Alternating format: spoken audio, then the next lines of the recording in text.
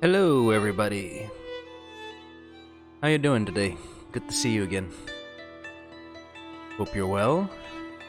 If you weren't here yesterday, well, we we were working in the monastery, and there just happened to be a murder,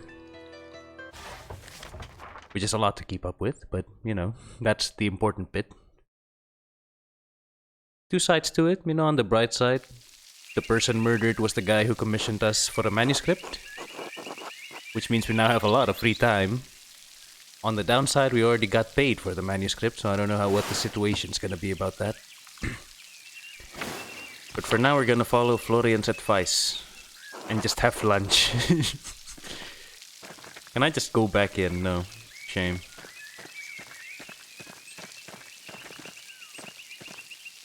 How about the shrine? Anything in the shrine?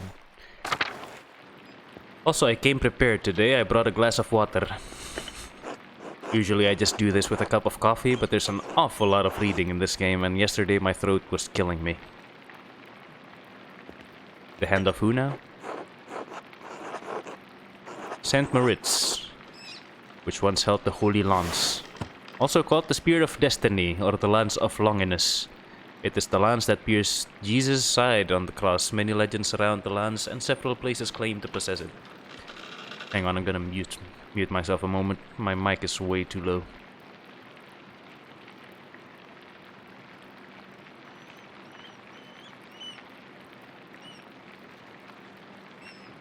There we go.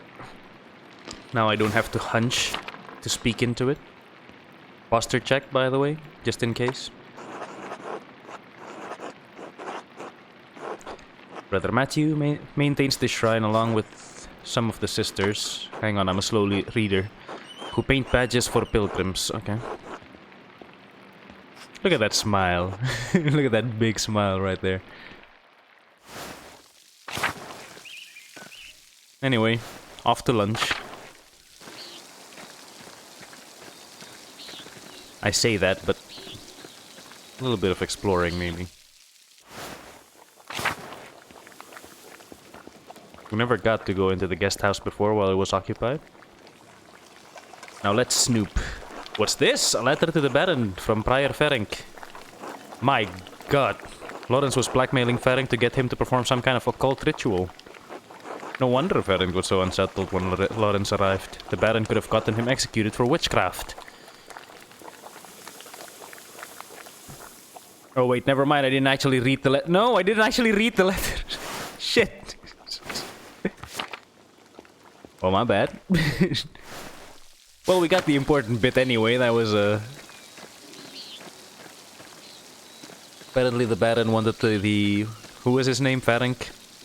To do a ritual. Some clues, maybe. Maybe Ferenc was the one who did it. Oh yeah, the Baron was the one who got murdered, by the way.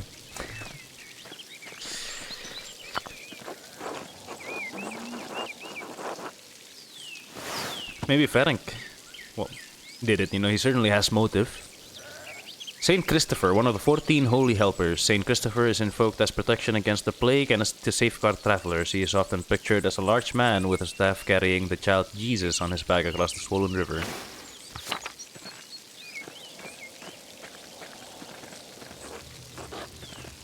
Hello, Till.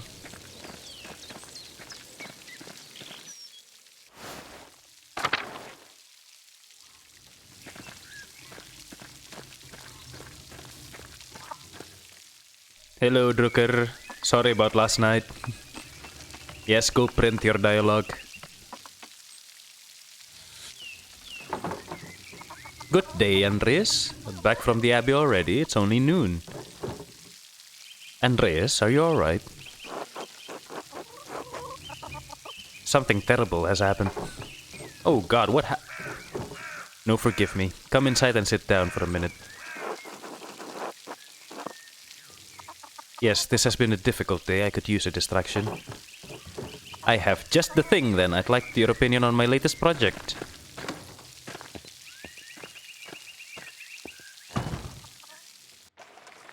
Yeah, we already skipped dinner with them last night, so, might be nice to actually hang out.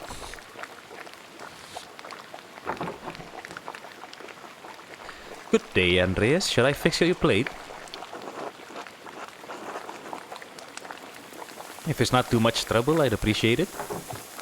It would be my pleasure. This rain has got everyone's spirits down. Hopefully a good meal can cheer you up. Hello. Hello, Bertolt. How are you? Sleepy. Yeah, it's the weather for it. Come back to my workshop.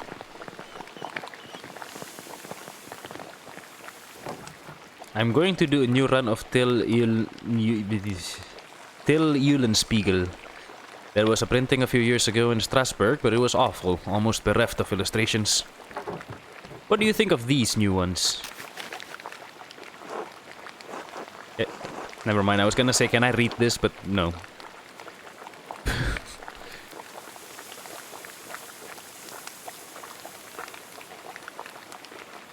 Well, just saying excellent work does him no credit, so let's actually give him input.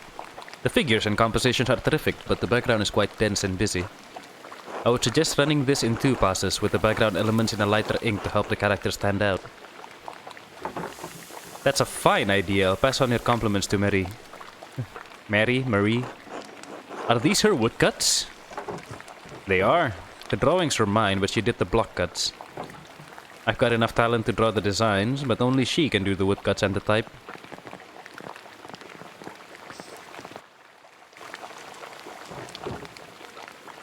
Yes, prayers.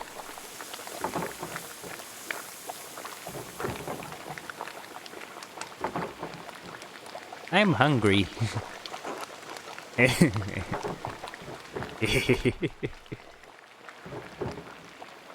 Andreas, what were the bells for at the Abbey?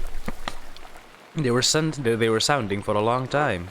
The visiting nobleman, Lawrence Rothvogel, was found murdered in the chapter house. God in heaven! He just rode by here yesterday. Yes, and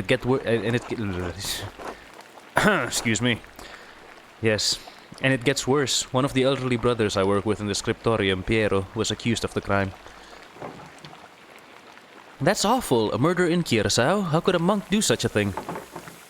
I'm sorry, Andreas. The Baron seemed like an interesting man, and I know he's been a patron of the Abbey for years. How did he die? Could it have been an accident? I mean, a knife could be an accident, I guess. Maybe he slipped. And does the abbot really believe that Brother Piero killed him? You've always spoken of him in the kindest terms.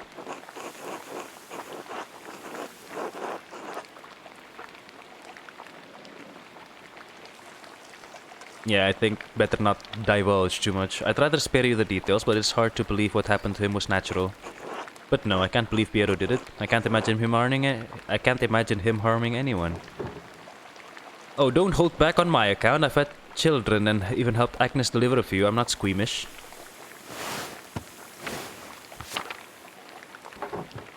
Yes, blood!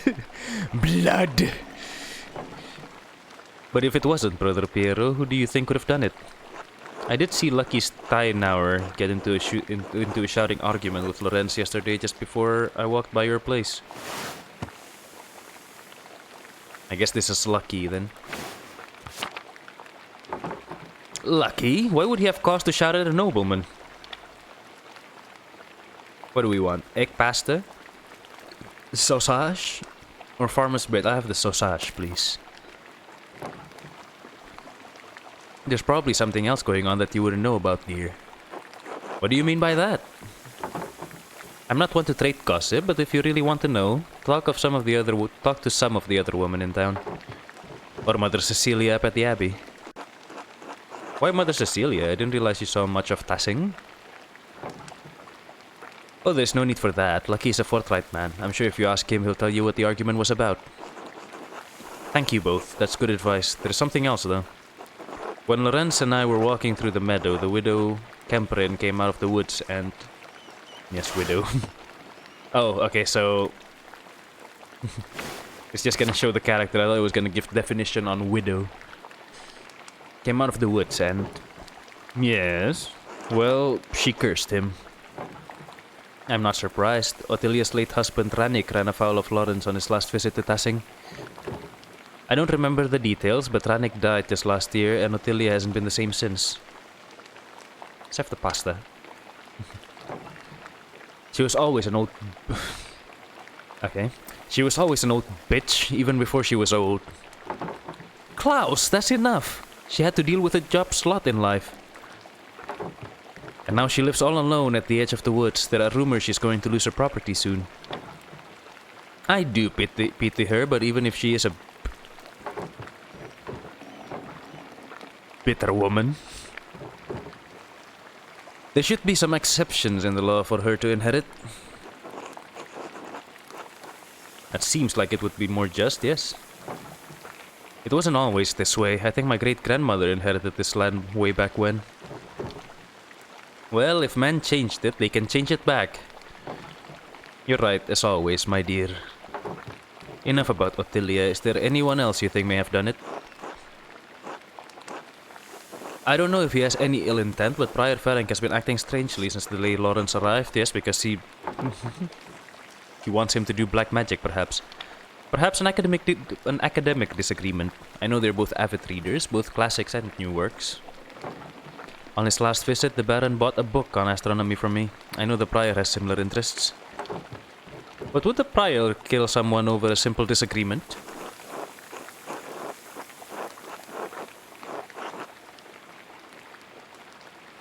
It's not as strange as you might think. Within the world of astronomy, some have opinions they would kill for.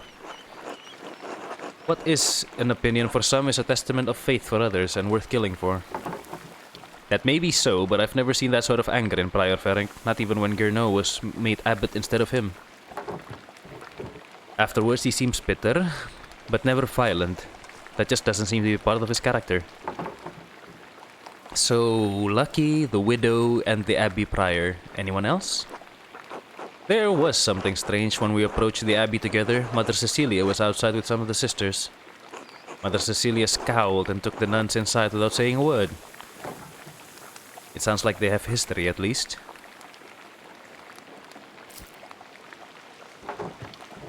I do not know Mother Cecilia personally, but I've never heard anyone speak badly of her. If she had a cause to dislike the Baron, I must believe she had good reason. Well, Andreas, it sounds like there is a lot to look into. Thank you for your care. It's helped me understand how I can help Piero. You are always welcome here, Andreas, anytime. Yeah! You are especially welcome with this one.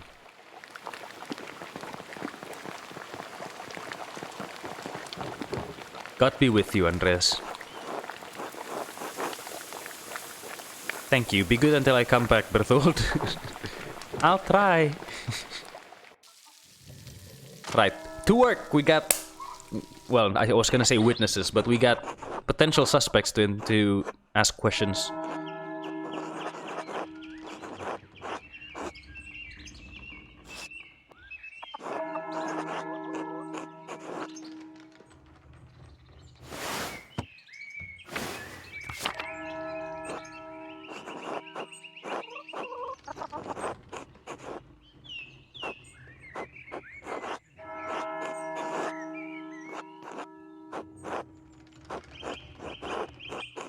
Well, the body examination is important, so that first, I think, you know, we have to...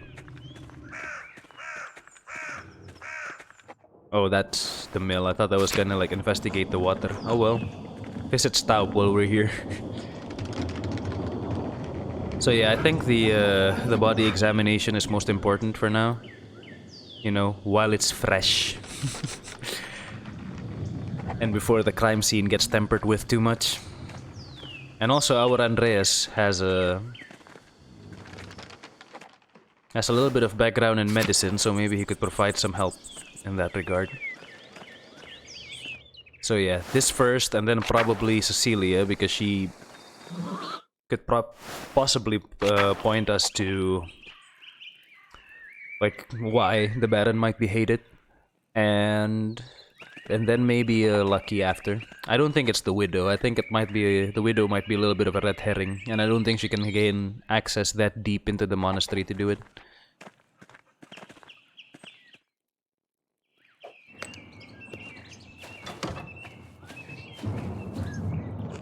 Andreas, this way.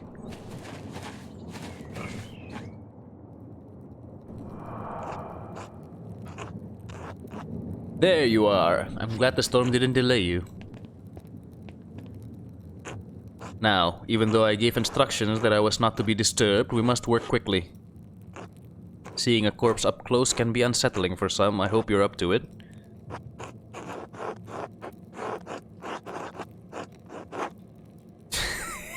I really want to say this. But yeah, I think best, you know, let him know that yeah, I've studied medicine for a while in university. We saw dead bodies. I'll be fine. Seeing a dead body is different from examining one directly. Now then, you should probably take notes as we go. They might be useful later. Ah, of course. Is he talking like physical notes? Should I be taking notes? I will begin by inspecting his anterior, starting with the face and head. No visible wounds, no blemishes, teeth in good condition, nothing unusual. Neck, shoulders, and chest are ordinary. I need to clean some blood away to examine the torso.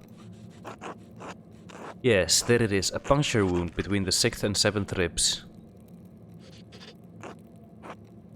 It's fairly shallow, though I estimate it penetrates only about an inch, and it likely came from his own hand.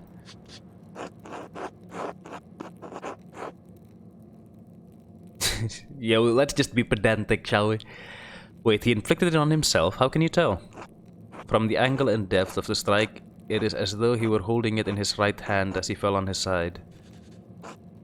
You must know that I was not always a monk. I was a mercenary for 10 long years in Poland. My familiarity with wounds comes from my time on the battlefield. I am no true surgeon, but I am the closest Kirsau has. If the wound was that shallow, it doesn't sound like it could have been fatal. It wasn't. It's likely an incidental received while falling on his own knife. He must have some other wound that issued forth all the blood we found in him. On him?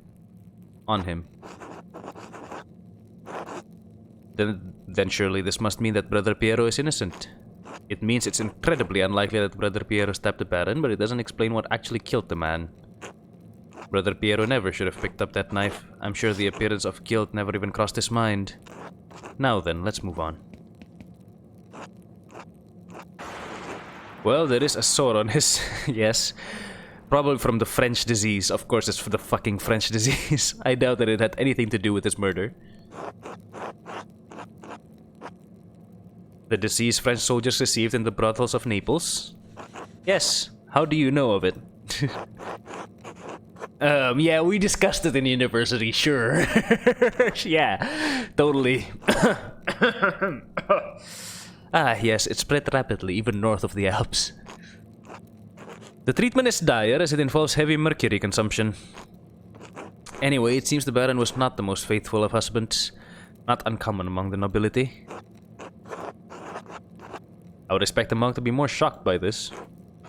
I spent many years as a mercenary. Sex and death are common companions in that world.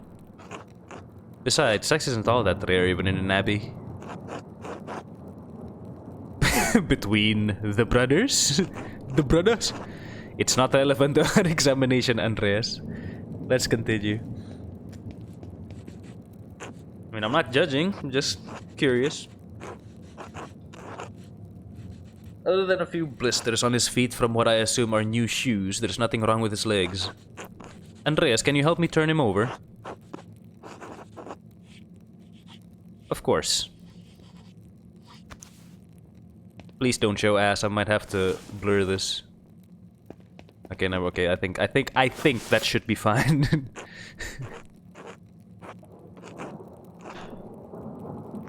There is slight irregularity in his spine, possibly from an old injury. I don't think it has anything to do with how he died, though.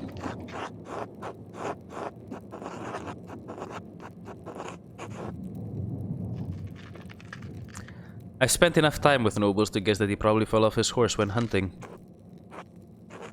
It seems like a silly thing to risk your life for, but I'm not one to talk. Whatever the reason, it didn't contribute to his death. Here it is, a rather dramatic head wound.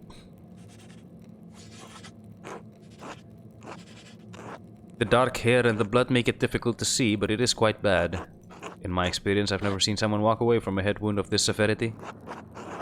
Imagine the force of the impact would have to be quite great to crack the skull. Quite right. I see your medical training was not forgotten. I like the benefit of university study, but the battlefields of Poland and Lithuania did provide an education of sorts.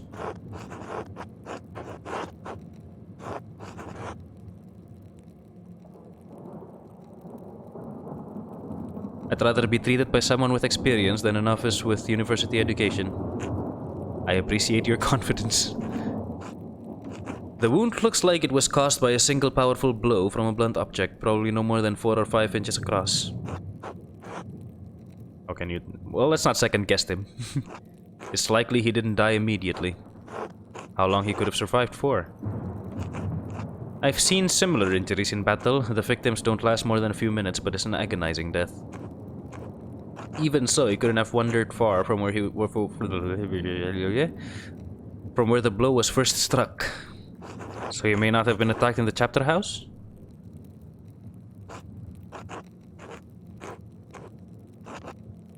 He was either attacked in the chapter house or someplace in the immediate area.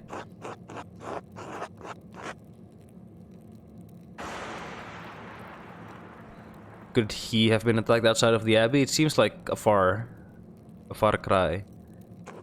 No, I don't think so. With a wound like that, he would have collapsed before he got inside. And certainly someone would have seen him. Anyway, whatever killed the Baron... Anyway, whatever killed the Baron was a blunt instrument of considerable heft. The part that impacted him was likely a little smaller than a fist. Could it have actually been a fist? Not unless you're fucking Samson. No. I don't think the strongest soldier could do this with a punch unless the Baron's head were pressed to the ground. Even then, we would also see damage to his nose or forehead. Could a woman or an elderly person have done it? Anyone could have, given the right weapon and sufficient height. Whoever did this must have caught the Baron unaware, save the small knife wound. He has no other injuries. I suppose that he was struck, drew his knife to defend himself, and fell on it before Brother Piero discovered him. So I believe we've discovered 2 important things.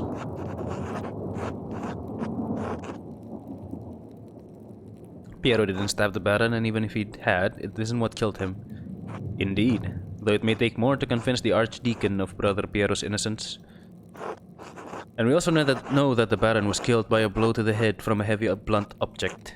Now, you must need to find what caused the blow and learn who struck it. Oh, there is one other item of interest. I found it in the Baron's jacket, but didn't want to open it without you.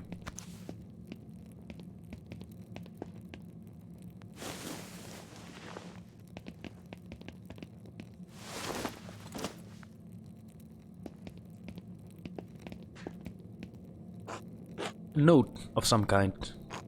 I trust you to open it more carefully than I would. Das smashen, das starb. What does it say? The girl who died, and the innocent with her. Matins chapter.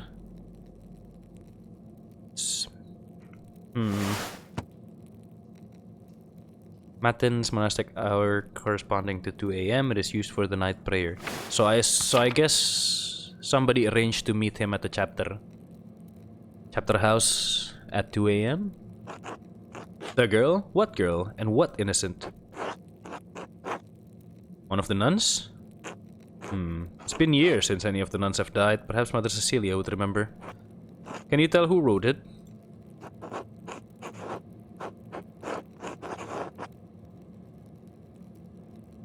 I don't think they're French or Flemish. It would be some form of Bastarda script. Bastarda and Burgundian scribes write similarly, but no. This is a highly refined Gothic hand. As good as Adok and Guy are, I don't think they could replicate this.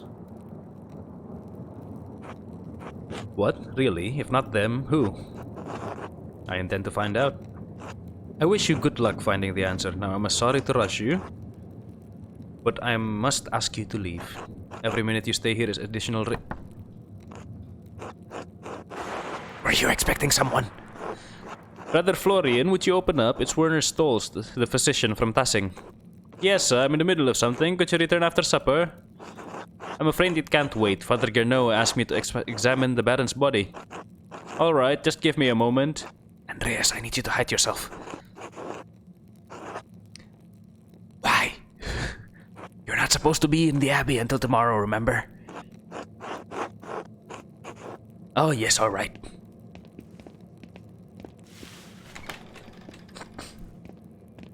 That's stealth right there. You see that? Ah, Dr. Stoltz. Sorry to keep you waiting. Now, what did you need? The abbot wanted me to examine the Baron's body before his wife arrives. It seems unnecessary at this point, as I've just completed my own examination. Well then, what's the harm in letting me take a look?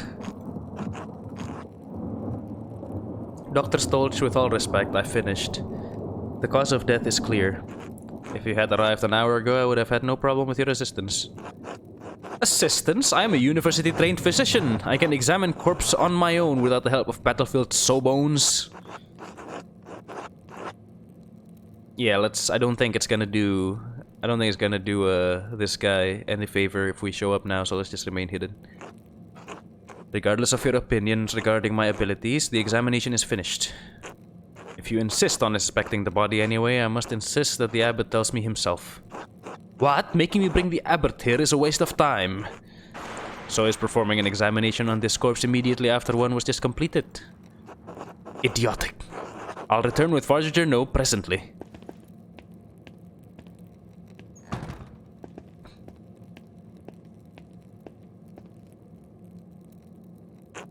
That was close. Now quickly, leave through the cloister before they return. Of course. Thank you, Brother Florian. Think nothing of it. I'll see you tomorrow. Until then. Yeah, I don't think popping up then just to, like, cause a fuss, basically. It's gonna do that guy any favor. Better not. I should find someone to eat with. I can't get that note out of my head. The girl who died and the innocent with her. What could it mean? And who wrote it?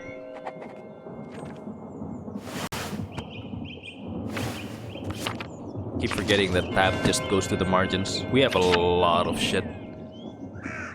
Okay, so the taxes is done. A few more pages. That's done. Let's see. We could talk to...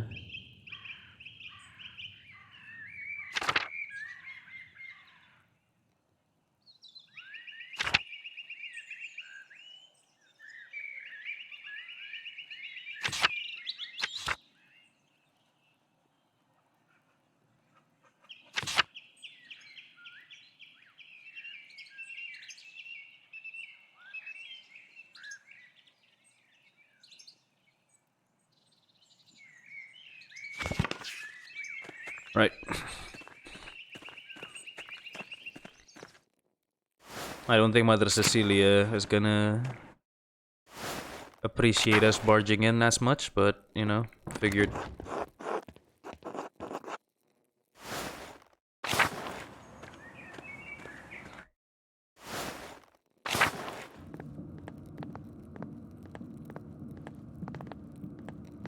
Well, never mind then.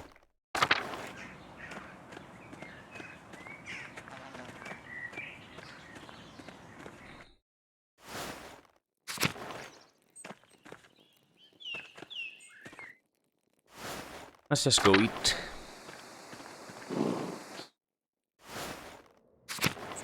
Maybe with the Druckers again. Or maybe we should go to the forest, see about the widow.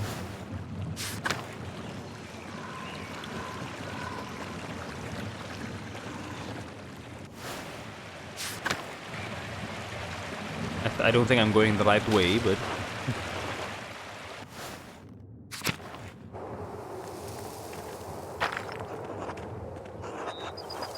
yeah, I'm definitely not going the right way.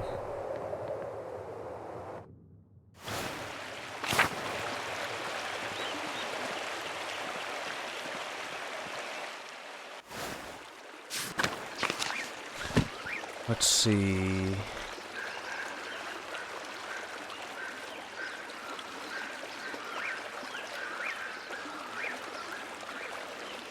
oh, so we can get a meal with the widow.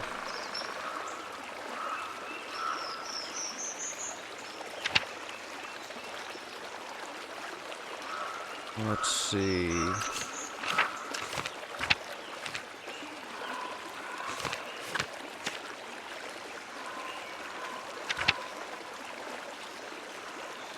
Let's see, Lucky Steinauer.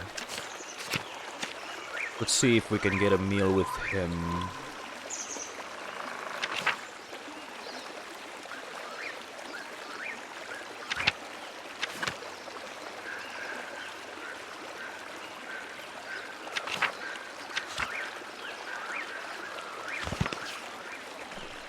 Well, I guess we'll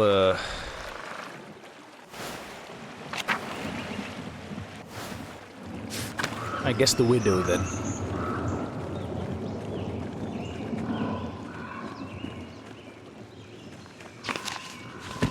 What the hell do I get this? So there's the church. I'm pointing because I can't use my cursor. So there's the church.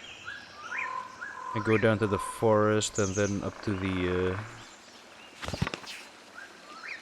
is it this one? Nope. I'm a bit wary about talking to people just because I'm afraid it's gonna progress time and rid me of the chance to talk to the widow.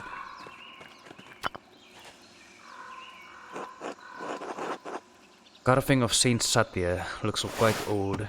One of Tassing's patron saints, Satya was a local pagan who converted to Christianity and miraculously aided Saint Moritz soldier with food in the dead of winter. She was martyred for her actions.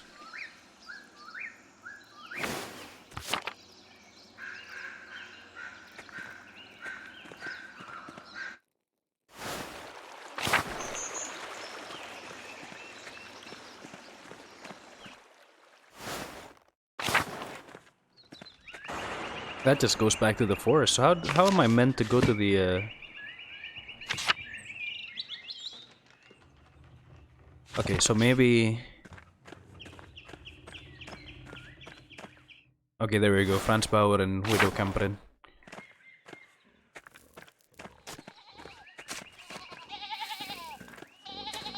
Well, there's Franz. Where's the widow?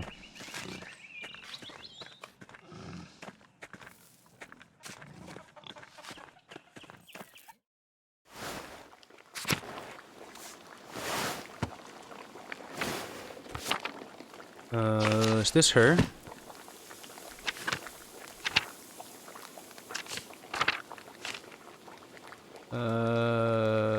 Would she be under widow or?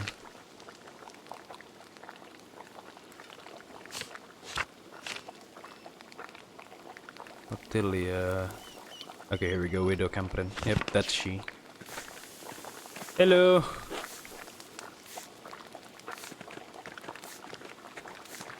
Very welcoming. This must be Rannik's cane. It's strong, sturdy, and here the head has broken off. The break looks recent. Could Ottilia has used this cane to kill Lorenz? Ottilia, your husband's cane is broken. Do you remember how it happened?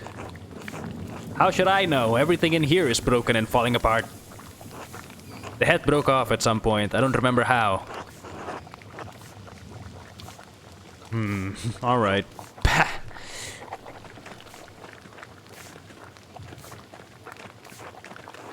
Yes, I want something to eat. Thank you.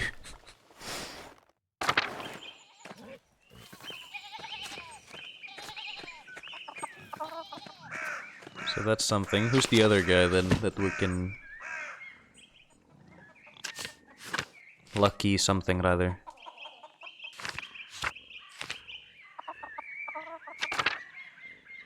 Stonemason of Tassing, husband of Agnes, father of Brigitte. Known for his great strength. But you don't need to be strong to do it because it's because you would use a weapon. So probably somewhere. Blacksmith, down commons to town.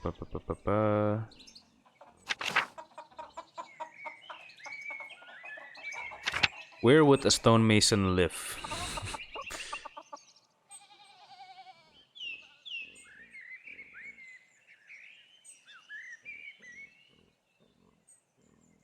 Yeah, I'm not so sure. Not the midwives, I assume.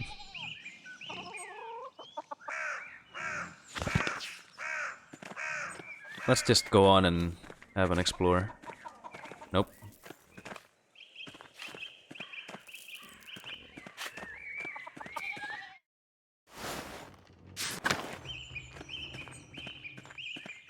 Brooker House, Town Commons.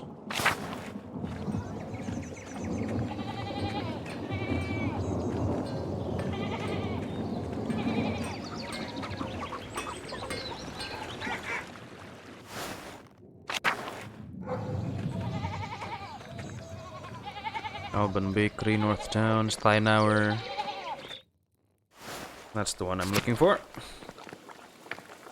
Hey, Lucky. Andreas.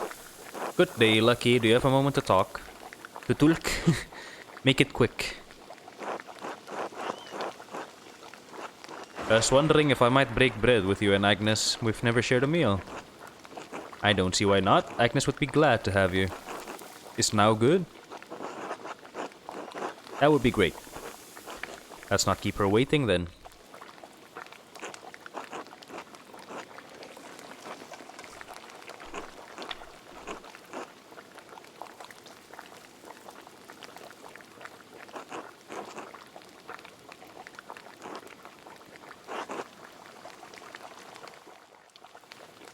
Do you think it's appropriate to ask him about murder this time? Just barge in, ask to have dinner with him, and then just point the finger at him. You're looking tired, Agnes. Did Elsa keep you up late? I don't mind it. She needs the support, and I'm happy to give it. Someone has to look after the women of this town, and Werner hardly cares, too. The asshole doctor. You don't care for the doctor? He's terrible. Haven't you met him? I have. Well, met, maybe not, but I've seen him. A stuck-up ass who thinks he knows everything just because he went to fancy university. You would be a better town doctor than he is. At least you care about the townspeople and listen when I talk. Pah!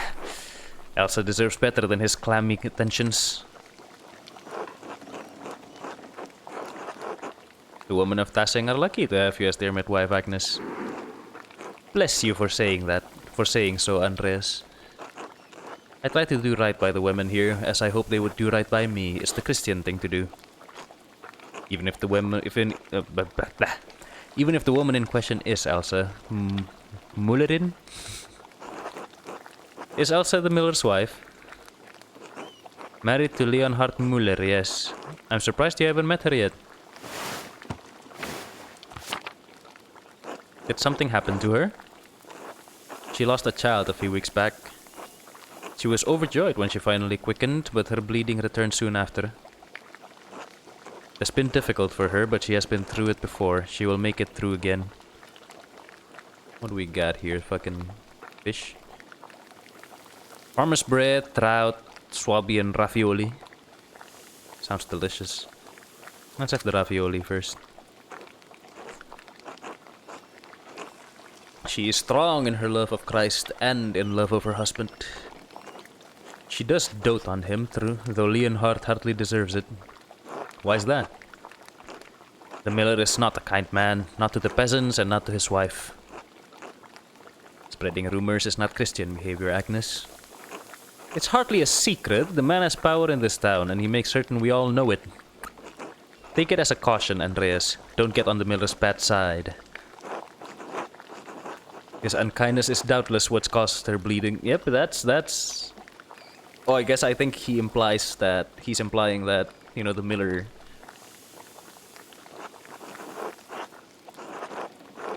Elsa's imagination must be protected against troubling experiences. A mother's spiritual well-being is just as important as the physical health. Okay, he wasn't implying what I thought he was implying. I have tried to tell oh, it's Leonhard. I thought it was Leonhard. I've tried to tell Leonhard the same, but I'm just a village midwife. I'm afraid my opinion is not worth much to a man like him. Don't trouble yourself, Andreas. She has her son Paul for comfort. He is a sweet boy and he adores his mother.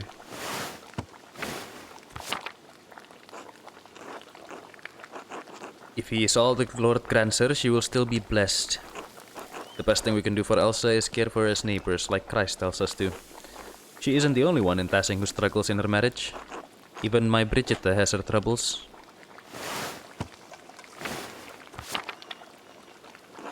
Martin Bauer's wife? I didn't realize she was your daughter. Our only living child, yes. God rest their souls. We should never have agreed to their marriage. She deserves better than Martin Bauer. She loves him, Lucky. And she had to marry sometime. What could we do? Found a man who isn't such a useless shit. At least we got the wolf out of it. I'll make sure he grows up solid. He'll become a great stonemason. Oh, it's literally still a baby. Just like his grandpa. Let's have the Brits save the trout for last. And now it's just floating there. Now why don't you tell Andreas about your work at the Abbey? You said you found something strange in the building. Strange how? Ah, that. I was repairing a cracked wall down in the crypt. The Abbey used to be a Roman fort, right? So it's no spring hen. I bumped into a relief of the Virgin and the door slid open. Was the damnedest thing. Huh. Actually, let's where did it lead? To the library of all places. Ooh, spicy. Anyway, stuck my head up through the trapdoor and one of the nuns screamed. You didn't tell me that part? I felt bad for scaring them.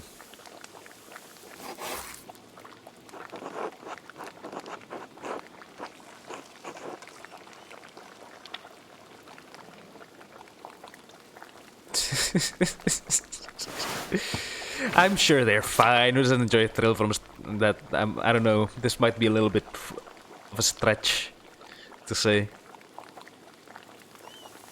Yeah, let's do let's go with a less pointed joke.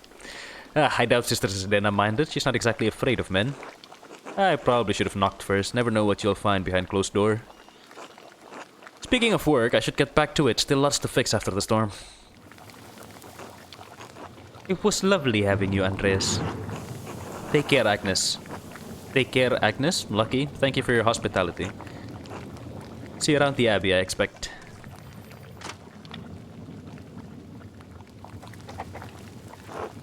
I should get some sleep.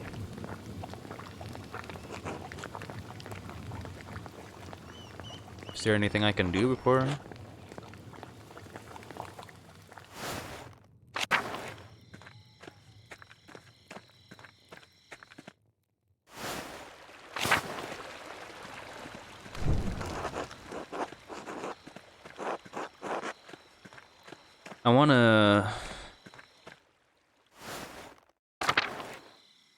I wanna try going back to the Abbey one more time.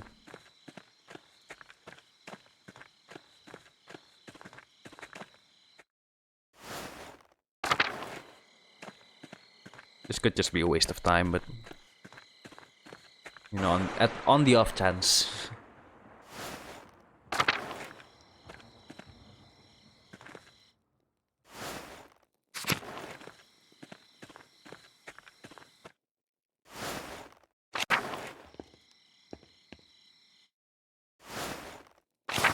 Ah, they've cleaned up the body. Any autopsy reports?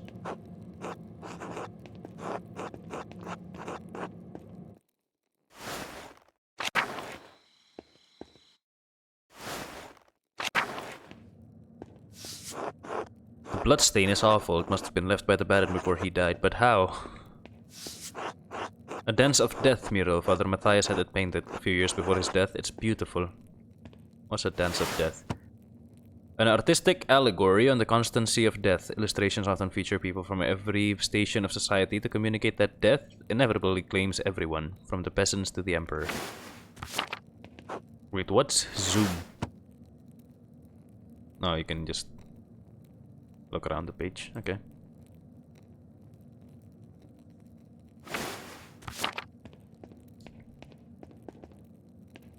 It is a pretty cool mural. Large garden. I don't think I've ever been in the large garden.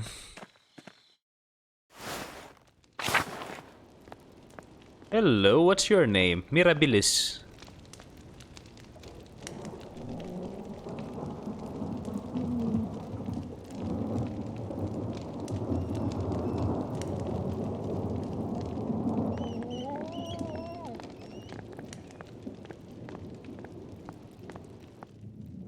We just snoop around everybody's house. Let's see, refectory. Kitchen and cellar.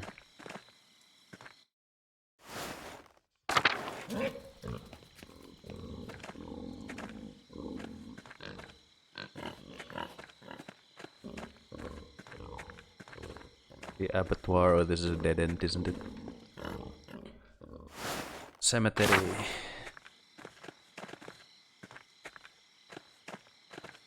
Oh, I thought that denotes something special. Let's see about Brother Gerard's grave was disturbed recently. Ferenc must have buried something here. I need to dig up the grave if I want to know what he was up to.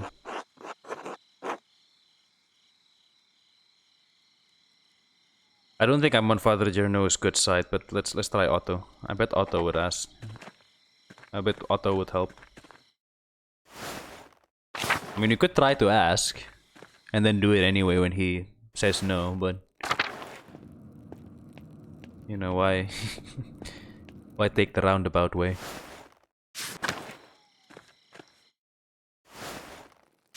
I don't think Andreas is the type to care so much about asking permission.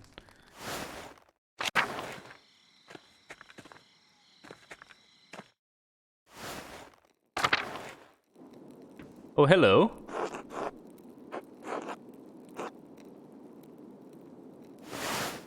Sir Cater, monk responsible for making rounds in the abbey to make sure to make certain everyone is where they are supposed to be, doing what they are supposed to do.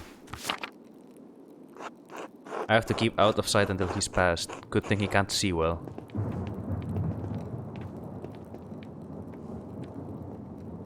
Stealth.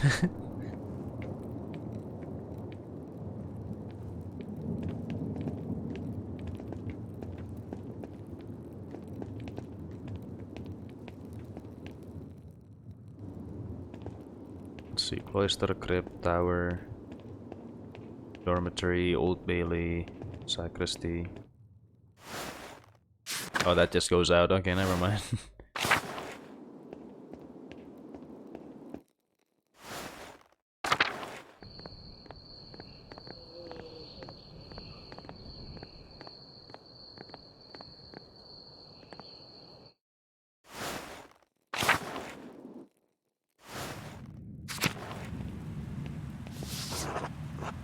The foundation of the abbey were built when the Romans occupied this land, not long after the death of Christ.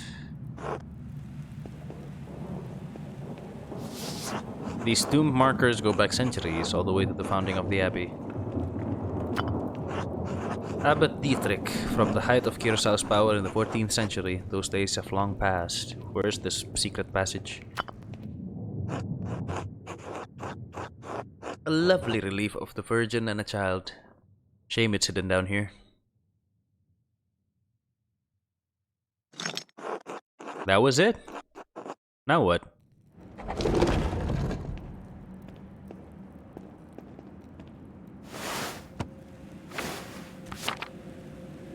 If I go upstairs, it's going to take a while to find the records I need. I'll lose some time tomorrow morning unless I turn back now.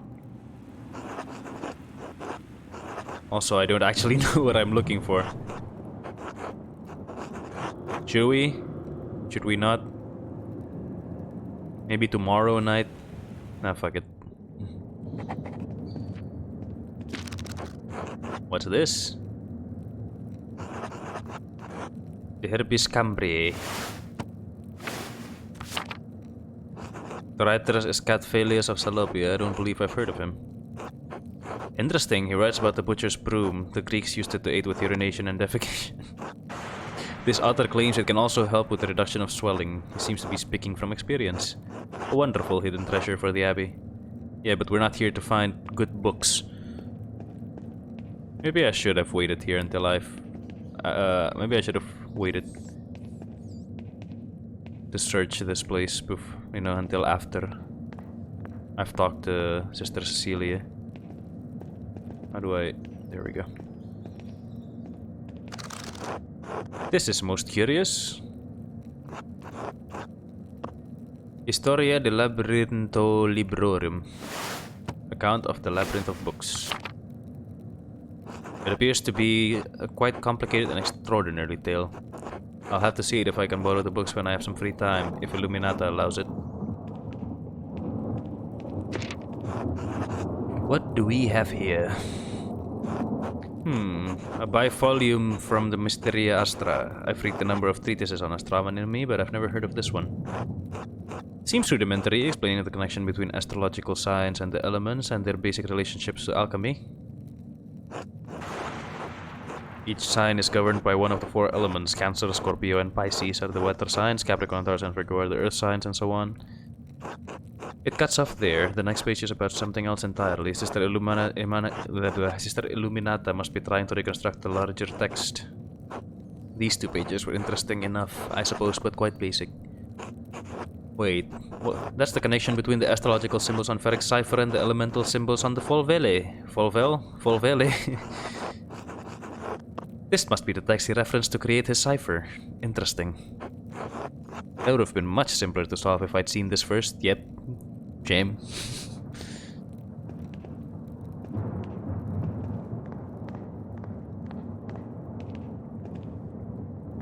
No. Andreas, come on. There we go. Okay, that's the last book that I can check. This looks promising. The Familiares of the Sisters of Kirsau's Abbey.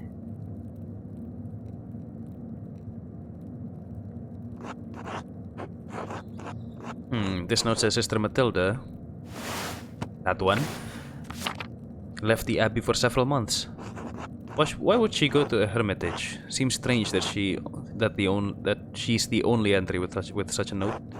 The dates, 3 years ago. This was just before Father Matthias died, which means it was around the time Baron Rothvogel visited.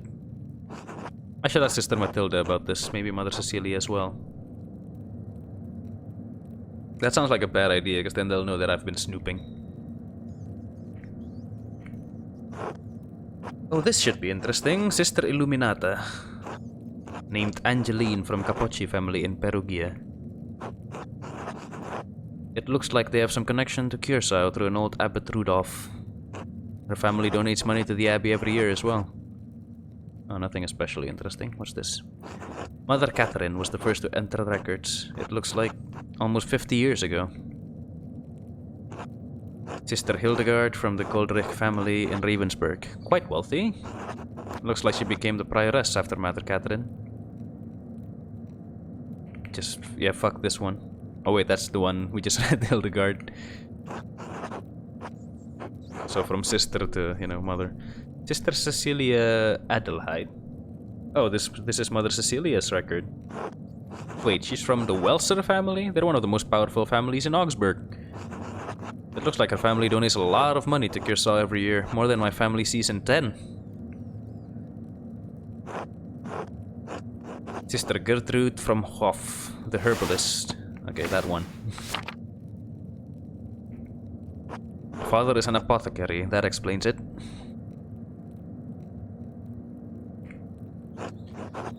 Matilda Oblate, whatever. Yes, the nun's Salerer.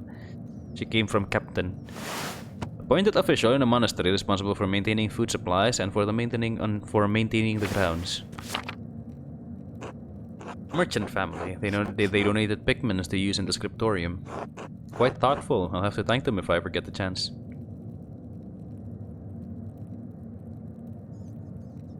So that's when Sister Cecilia became Mother Cecilia.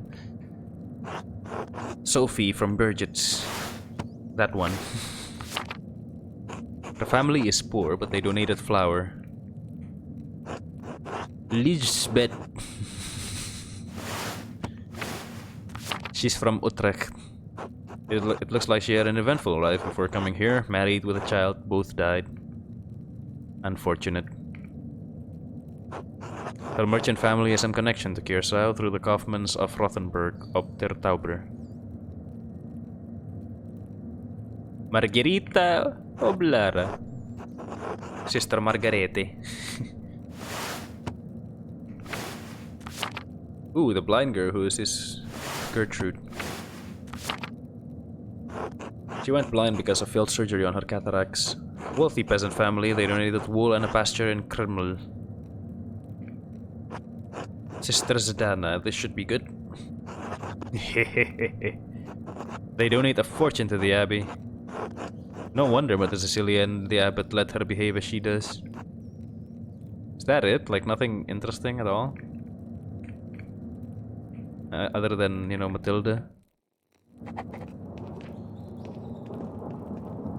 I think better ask Matilda herself. I think if we talk to Mother Cecilia, it's just gonna end up, oh.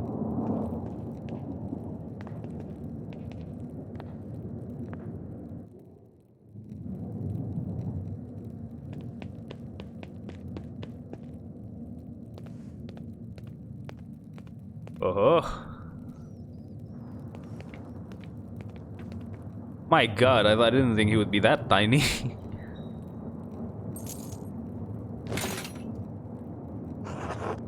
So I was right, it was the brothers. Oh well. Perfectly fine.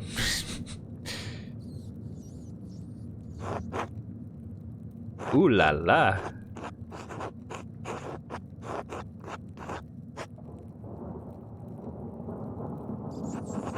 What am I going to do now?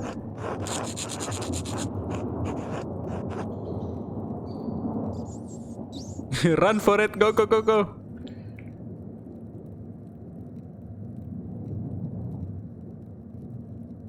Yeah, I don't think speaking in good faith is gonna be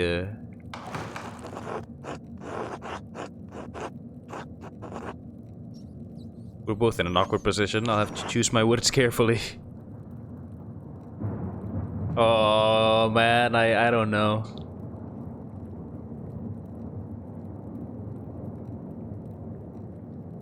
I feel like waiting for them to leave is just gonna make it worse, because I feel like this is the game where, you know, they'll catch you. And then it's gonna be even worse. You know what? I want to see what happens if I just talk to them. Hello. Good evening.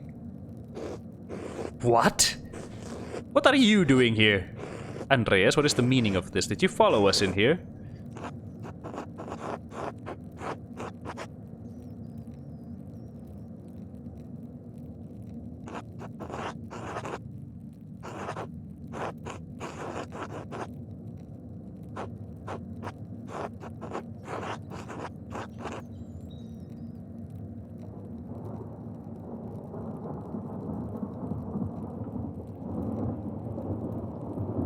Yeah, I don't think we should tip our hand and say like we're looking for clues.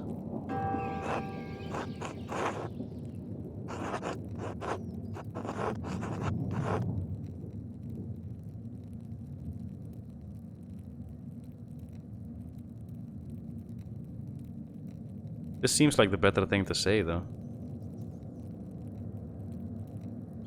I don't care what you two are up to, certainly.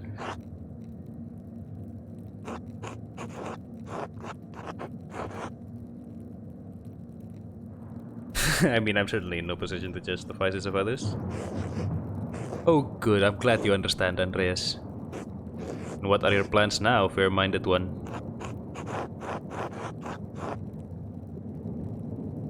No plans other than leaving. No one has to know anything happened here.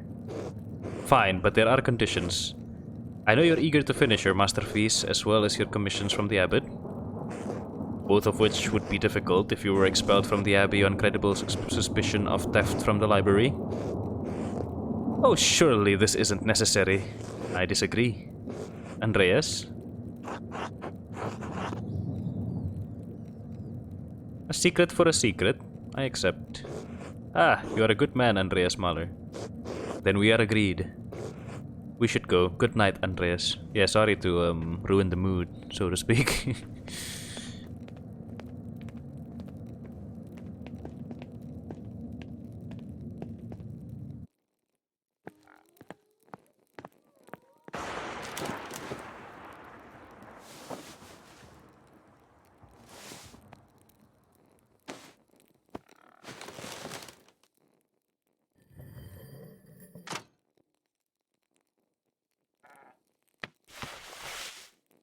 Oh, for fuck's sake. What is it? Oh, it's not morning. It's the middle of the night, Ursula. What are you doing up here? I see. Would you like me to tell you a story? Would that help you sleep?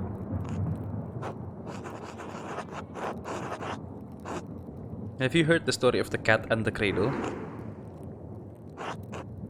Far up north in Flanders, where Lenhardt's mill came from, there's a town by the sea. 100 years ago, there was a great flood there on the feast of Saint Elizabeth. You know how mad your dad gets when the water comes through your farm? Well, it was like that, but much worse. If your dad saw Saint Elizabeth's flood, he'd probably lose all his hair on the spot. Who the fuck is Saint Elizabeth? The mother of John the Baptist. She became pregnant in old age after it was foretold by the Arca. The waters rose so high that everyone had to leave town. Many families lost their homes. When the flood waters went down, the townsfolk went to look for survivors. Would you believe that they saw a baby's cradle floating in the water? I know, it strains credulity, but it's about to get even stranger. There was a cat on the cradle. It was jumping back and forth to keep the waves from getting in. The townsfolk couldn't believe it, so they slowly rowed their way out to the cradle. And when they looked inside, what did they see but a tiny baby, warm and dry. Anyway, that's why they named the town Kinderdijk. Yeah, thanks. Makes more sense if you know Dutch. Anybody? Anybody know Dutch? Would care to enlighten me?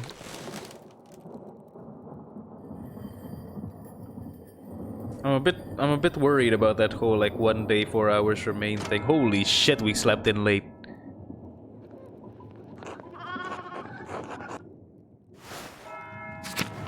You know what? As Andreas takes a break, I think it is a good time for us as well. So yeah, let's have just a, well, I always say a quick break, but you know, I try to make it a quick break, but yeah, let's just have a bit of a stretch, grab a drink, etc, etc, and we'll continue in just a little bit. Right. Everybody good? Comfortable? Let's continue to investigate. Well, let's have lunch and then continue to investigate. Hello. Hello, Andreas. It's nice to see you out and about. Morning, Clara. Keeping busy? Always. If it's not the washing, it's the cooking, the mending, the tidying. I'll lose my head if I count it all. And that's before we get to the wool. Ah, goodness, all that wool. The sheep are lambing already? So soon, I know. I didn't think you'd notice. We shared the ewes last week to prepare for the lambing. You remember the bleating, I'm sure. How could you forget? My ears are still ringing. Now the wool's all washed and we've got a pile of spinning to get through before the lambs are born. Where will we find the time? That sounds like a lot of work. Surely you have some help? Oh yeah, sometimes more than we need. Many of the women in Tassing lend a hand, so it goes quickly. Many hands make light work, eh? Even baby Ursula. Oh, we give her a little wool to play with, but she's too young yet. Not for much longer, though. My mother taught me to spin when I was still in soft shoes. I've never had much of a hand for spinning, so I enjoy the company more than the work. It's rare so many of the women in town are in the same room together. We share recipes, stories, hardships, friendships, you know. And maybe a little bit of gossip too. You all must know quite a lot about the going on in Tassing. We know some, it's true, but Johan Bauer is there to watch over us so things can't get too rowdy. Oh, and Andreas, you should come by. I'd like to, thank you. Everyone will be glad to see you, I'm sure. We meet at Johan Bauer's house. Please come by in the morning or the afternoon and speak to Johan. I should get back to my labors, but it was lovely to see you, Andreas. Take care. Be well, Clara. Oh, and Andreas, I meant to ask, would you care to join us for a meal? Perhaps another time. Of course. Be well, Andreas. I think we need to... I think we might need something rather more productive for the murder. For the murder. For the investigation of the murder. Officer.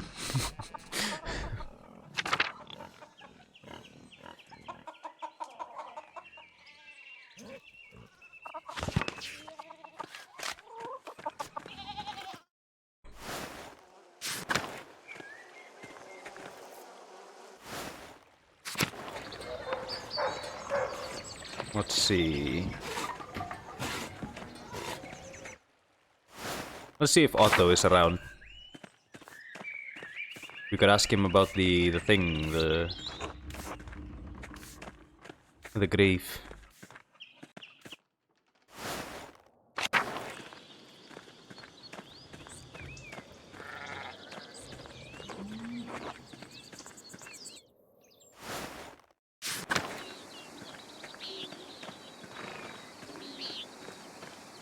I guess not, huh? Unless he's inside. Oh, hello. Who are you? Lady Salome, Master Mallory, would you care to share dinner at my table? I would like to talk to you about my late husband. Yeah, sure. My Lady Rothvogel, I would be honored to break bread with you. Thank you. Please sit.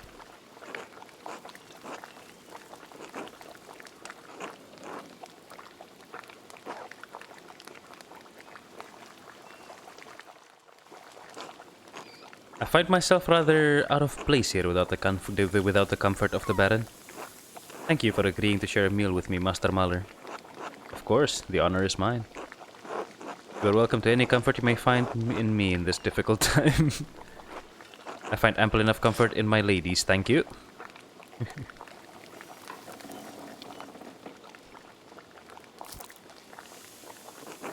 Not that there is much comfort to be found in these cold, dreary alpine towns. Lawrence and I had meant to take a tour of them before returning home to Worms, but... well, return we shall. I'm sorry for your loss, my lady. This sorrow is just the first of many, I'm afraid. Are you married yourself, Master Mahler?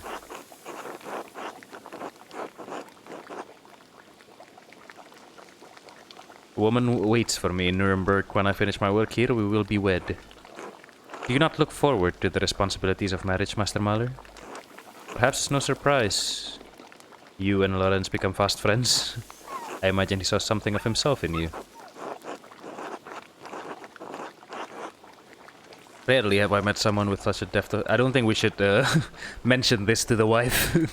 Rarely have I met someone with such a depth of knowledge and a thirst for debate. His thirsts were not limited to his scholarly pursuits, regrettably. His lust for drink and women once afflicted him with great remorse, though such a shame has faded with time. Lawrence was a flawed man. His various infidelities were no secret to me, but are we not all flawed before Christ? I loved him as a wife should properly love her husband, but I would not say that we were friends. I only hope his appetites are not what led to him to this end. I've been searching for the answer to that quandary myself. Were you and Lorenz so close that you would trouble yourself so? My motivation is personal.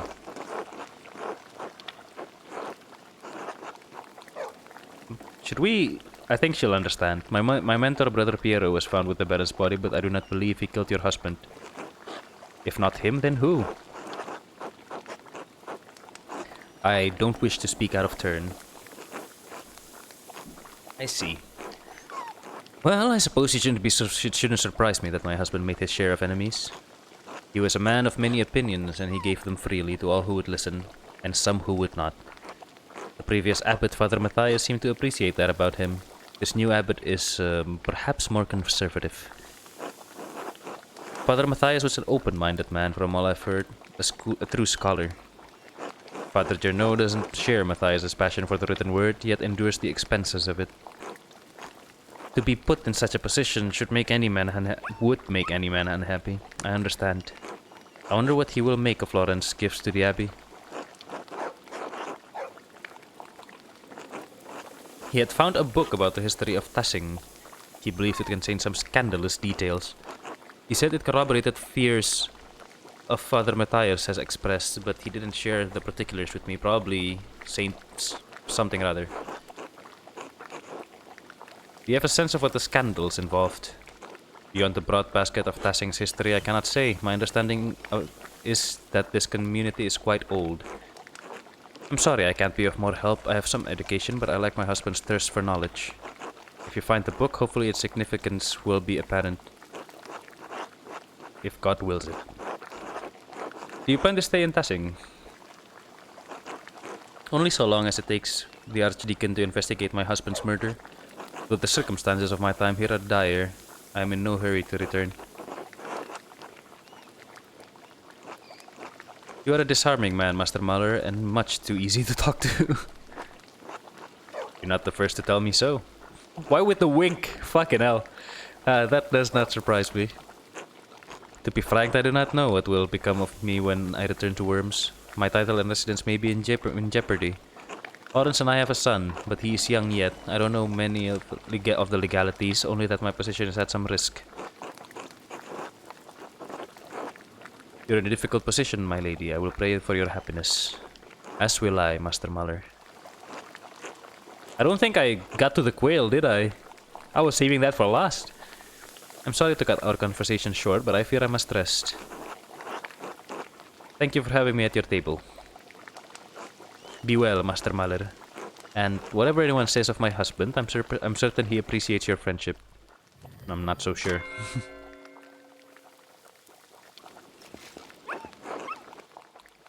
Work, work.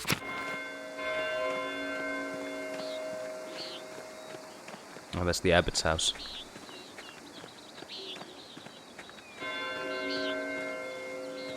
Should we go to the wool spinning thing? I'm a bit worried about that one day remains thing. I don't think we have enough evidence. I think we have enough to clear Piero, hopefully, but we don't have enough to,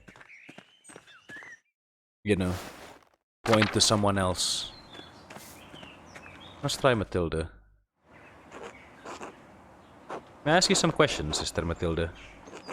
You know Mother Cecilia doesn't like us talking to men unless it's truly necessary. This concerns the murder of the Baron. Yes, it's tragic, but what does it have to do with me? Why did you have to leave Kirsau to go to a hermitage? Baron Rothvogel had an appetite for young women. Neither his marital vows nor the vows of the women seemed to matter that much to him.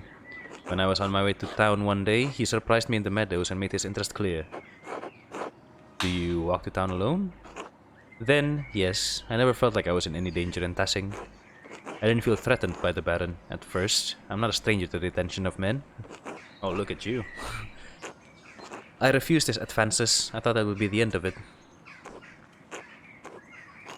This was not enough because he did the same thing the next day. I refused him again.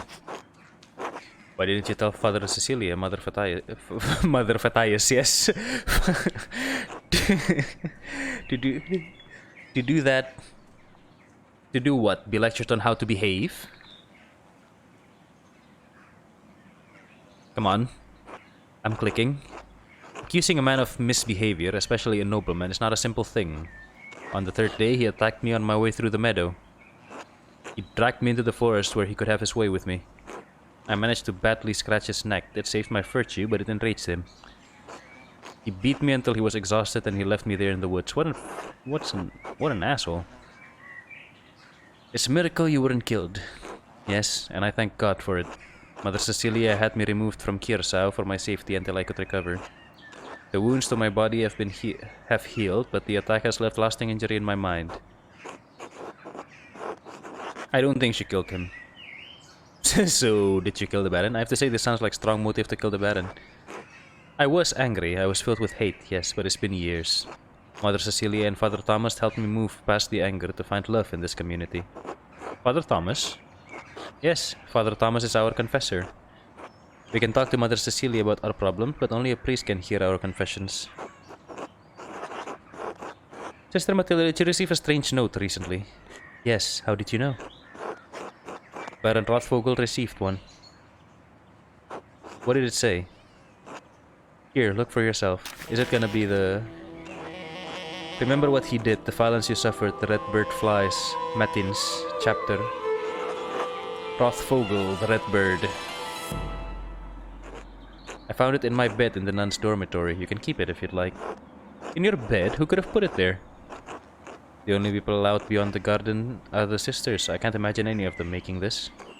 Mother Cecilia and Sister Illuminata have beautiful handwriting, but both of them have been so kind to me. Thank you for your time, sister. God bless you, Master Mahler. Right, so right now I'm thinking Mother Cecilia or Illuminata.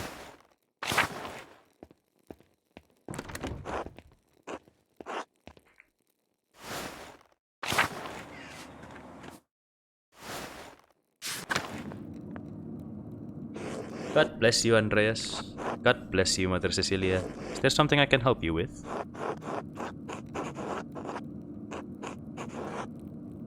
I need to talk to you again about the Baron, how you walk away with the sisters when he arrived. Given the Baron was just murdered, it seems worth inquiring the cause. Why? Do you not trust in the Abbot's judgment? Do you? That is not an answer, Andreas. You must be careful how you ask and answer questions right now. The Abbot does not want anything to interfere with the Archdeacon's investigation. That includes you. Then help me. Help you what? Blame someone else for the murder? Help me find justice. What does justice look like, Andreas? A noose. Probably around this time. I won't know until I found out. You know that justice does not look like Piero dying for this murder. Someone will die for this murder, Andreas. If it is not Brother Piero, then it will be someone else. The killing of a powerful noble cannot go unpunished, especially while he was under the protection of the Abbot. Then help me find who did it before the Archdeacon arrives. I'm simply a nun. Why do you think I'll help you?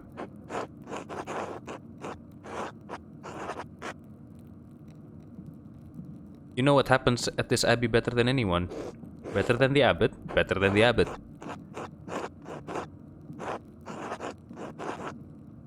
The Abbot sees only the brother's side. You need to watch over the sisters and know what's happening with the brothers. True. Alright, I did have reasons to be concerned about Baron Rothvogel's presence. The Baron caused irreparable harm to one of the sisters on his last visit. The damage was severe enough that she had to leave us for some time. Was it Sister Matilda? Matilda told me. Of course. What happened to Sister Matilda was tragic. Lorenz, the Baron, tried to seduce Sister Matilda. She rebuked him several times. So one morning he attacked her in the meadow on the way to town. He dragged her into the woods. Sister Matilda is a strong woman, but the resistance was met with violence. When pilgrims to the shrine found her, she had been beaten so badly she could barely move. I'm assuming the Baron didn't suffer any consequences for this attack? No, I know he wouldn't. I also knew that bringing the attack to the attention of Father Matthias would put him in an impossible situation. The Baron would suffer no consequences, but the Abbot would have refused his continued patronage. I concealed the assailant's identity from Father Abbot and had Sister Matilda taken to a hermitage near Mittenwald. She stayed there under the care of the sisters until she recovered and could return.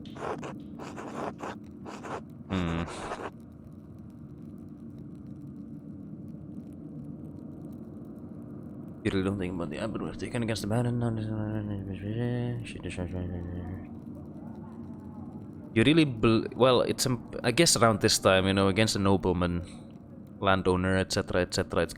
It's unfortunately very difficult to like blame them for anything, especially if you're lower standing, I guess.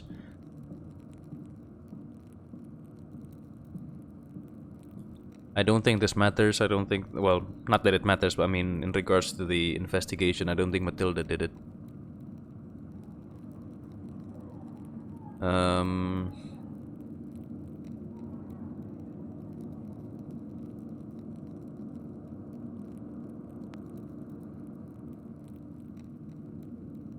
I really don't think the Abbot would have taken action against the Baron. No. I'm positive that he would have. In doing so, he would have jeopardized the existence of this community. Try to understand how hard it is for my kind to believe that any man, especially a nobleman, could be held accountable. I'm not proud of what I did, Andreas, but what's done is done. Oh, we get to ask everything. How did Sister Matilda feel about seeing the Baron again at Kirsau? Andreas, if you want me to tell you that I think Sister Matilda killed the Baron, I won't.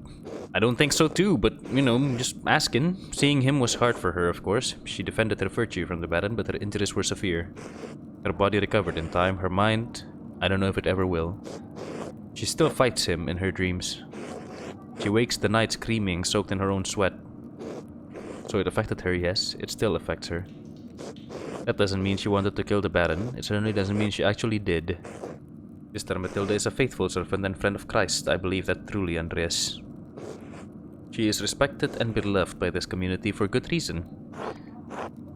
Very well, thank you, Mother Cecilia.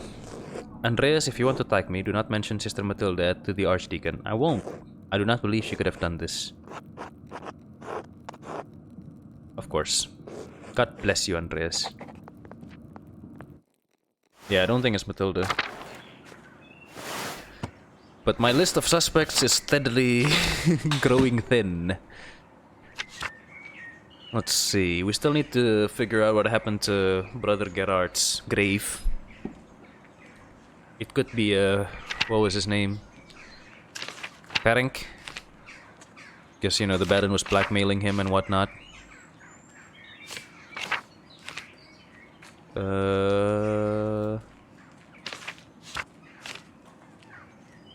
Ferenc.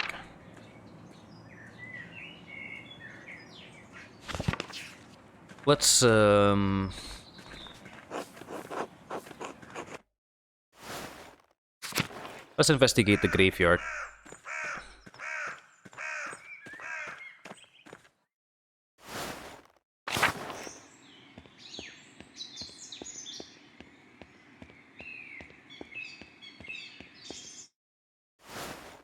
See what we can do.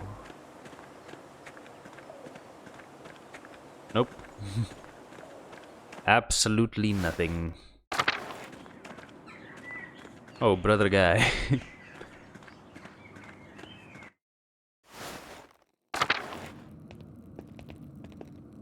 What's this? There are deep indentations in this parchment. Whoever wrote the page above must have been very angry.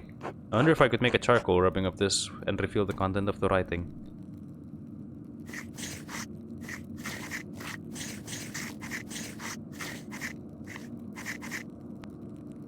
Baron Rothvogel, something, something, something.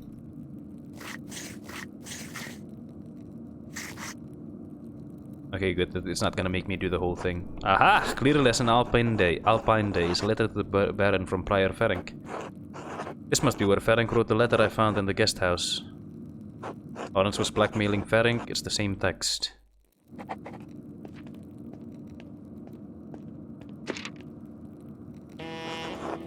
Someone was in a hurry to get rid of this parchment. Smells recent. Probably wasn't burnt more than a day ago. The music is loud, my god.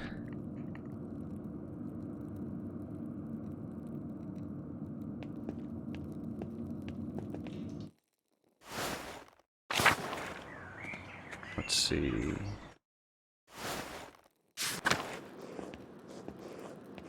Oh look, Ferenc. God bless you, Andreas. Ah, Andreas, what an awful, awful time. A Baron murdered at Kirsau. These are dark days indeed. Brother Piero. I admit I would never thought him the type. What could have possessed him?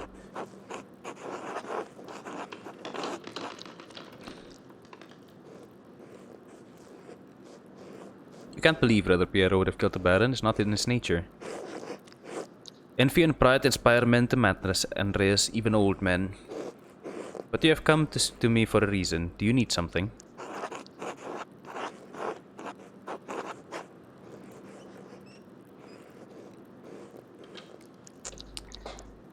I don't think it's the right time to reveal this, is it? I think I need to... Not now, thank you. I don't think it's a good time to reveal it. I think we should see what's in the grave before we do anything about Ferenc.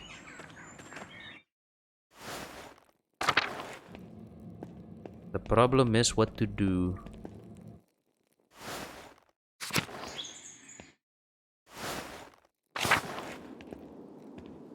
Victime Pascali laudes, immolen Christiani, Agnus redemit o.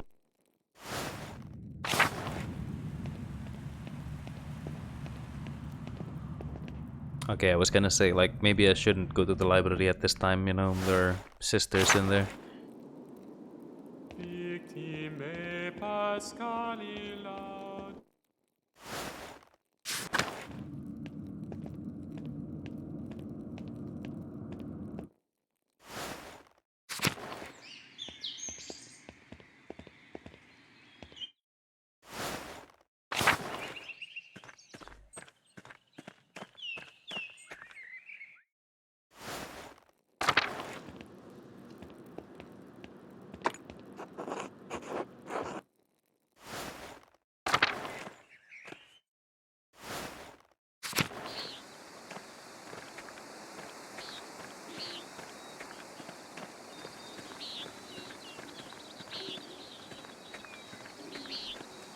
Not sure what I can do about the grave. It mentioned asking Otto for help last time. Problem being, where is Otto? Don't think he's at the mill, is he?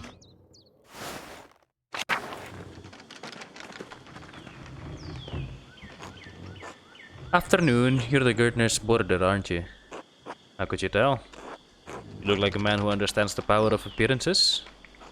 Quite unlike the gardeners. They're rustic folks, to be sure. The only one among them with mine is Ava. There's a smart girl. How is she, by the way? She's fine. Why? I'm only curious. She used to bring their barley to me, but Peter insists on delivering it now. A shame. She'd shown some curiosity about the mill. I'd hope to foster that. I haven't seen such a marvelous windmill since my time in Flanders. There are many in the farmlands along the Ley, particularly west of Kent. Ah, the Lys, a lovely range of hills. Right, Flanders isn't it like the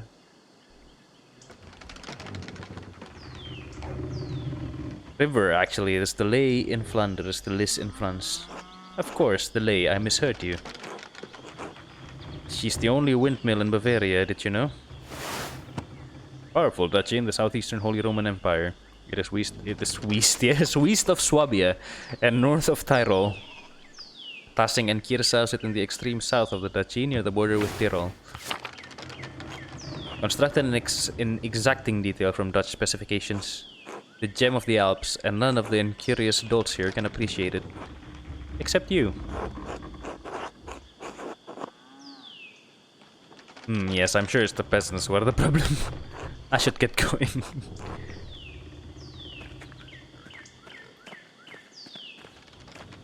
Who this?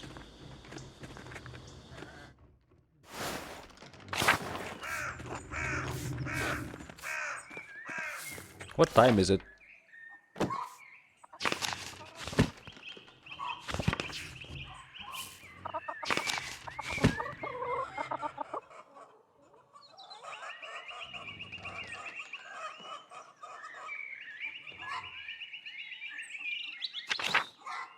We have a lot of investigate, don't we?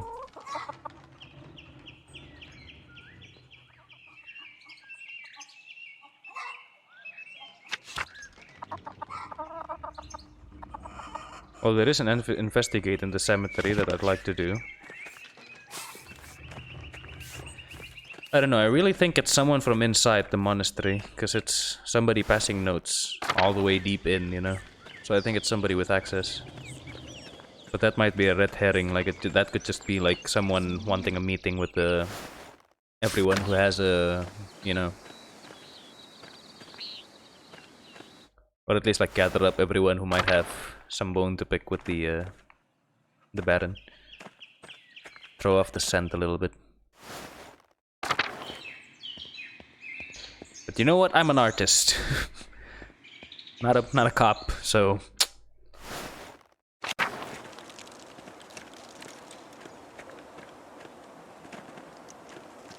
What is it? It said to investigate around here, but...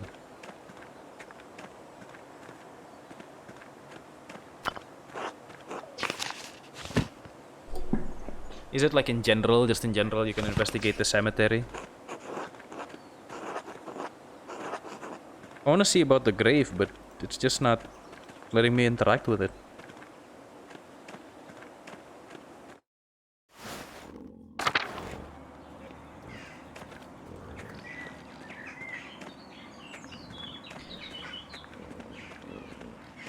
Well, let's go to town and see my options.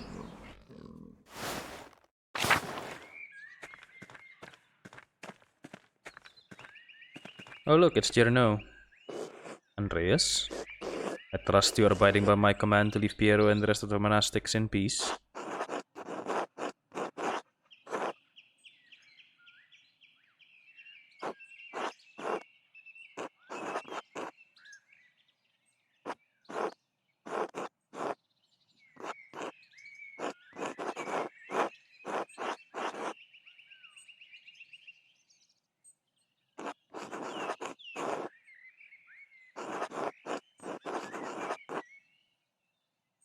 Maybe. Have you made any progress in finding the Baron's true murder? I am satisfied I have the Baron's killer well in hand. And if I'm not mistaken, truth is for the Archdeacon to uncover, not a journeyman artist who is not even a part of this community. There's more at stake here than you understand, Andreas.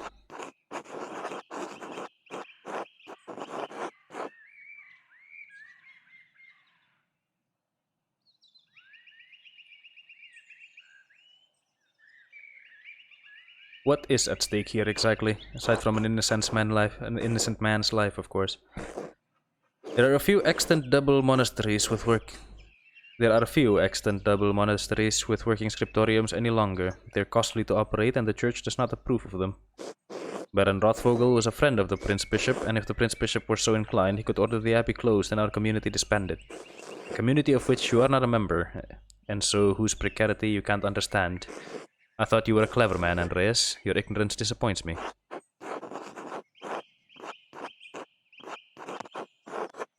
I don't wish to disappoint you, Father Journo, but neither do I wish for an innocent man to die based on circumstances alone. Which is why I've come to you with a request. And?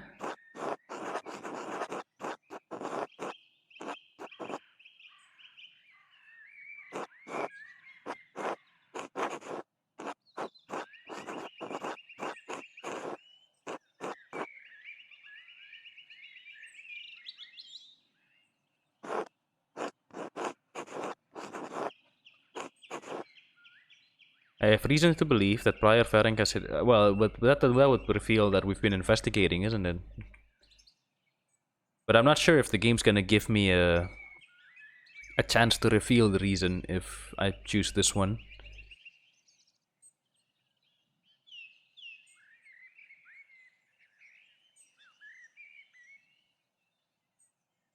Well, this is a gamble. You know what, let's just, let's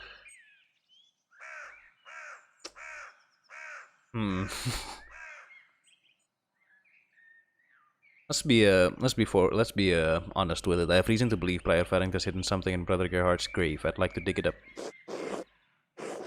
What does this have to do with the death of Baron Rothvogel? I suspect the weapon used to murder the Baron may be buried there. Baron Rothvogel was stabbed. We know the murder weapon used to kill him. Brother Piero was found holding it.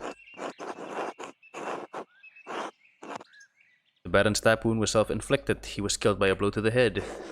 How do you know this? I recall telling you to stay out of Abbey grounds until after the body was discovered.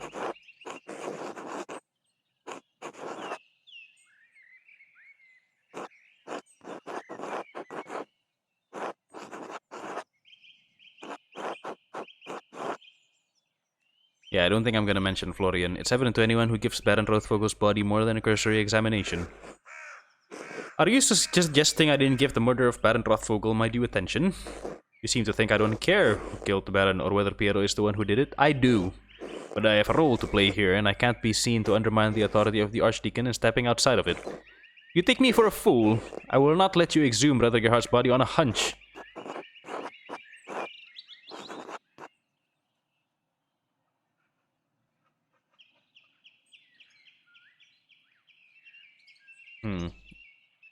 I I guess I failed, huh? What does it matter? He's nothing more than bones. I'm sure he won't mind. He was a brother of this abbey, and he should be left in peace. Just as I would like to be. Leave now, and do not pester me about this again. Denied. Well, shit.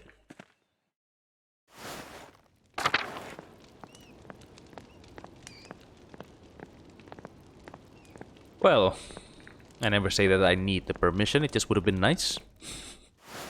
Let's see about Otto.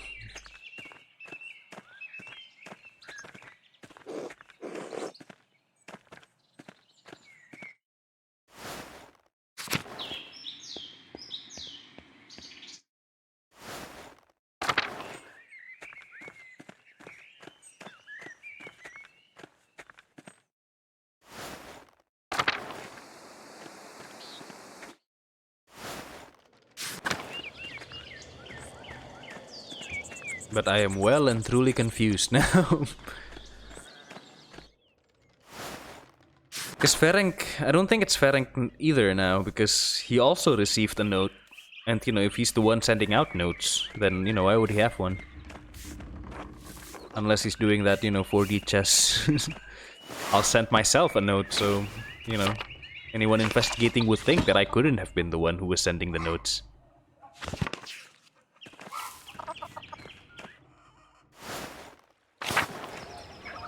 Otto? Afternoon, Andreas.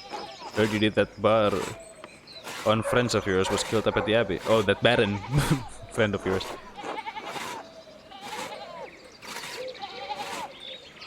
I'm surprised he wasn't killed sooner. It seems he had many enemies at the Abbey and in town. You got that right. Can't think of anyone in Tassing who'd like the man. Anyway, did you need something? Otherwise I got things to do. Do you think you can help me dig up a grave at the Abbey? Why? I believe something might be hidden there. It could be related to the Baron's murder. Something more than a dead monk, you mean? That's a weird place to hide something, but then again, it's not every day people go digging around in a graveyard. I hope. You should talk to the abbot about this mischief. Wouldn't want to get my grubby hands all over his stuff without his permission. Actually, he expressly forbade it. And you still want me to do it?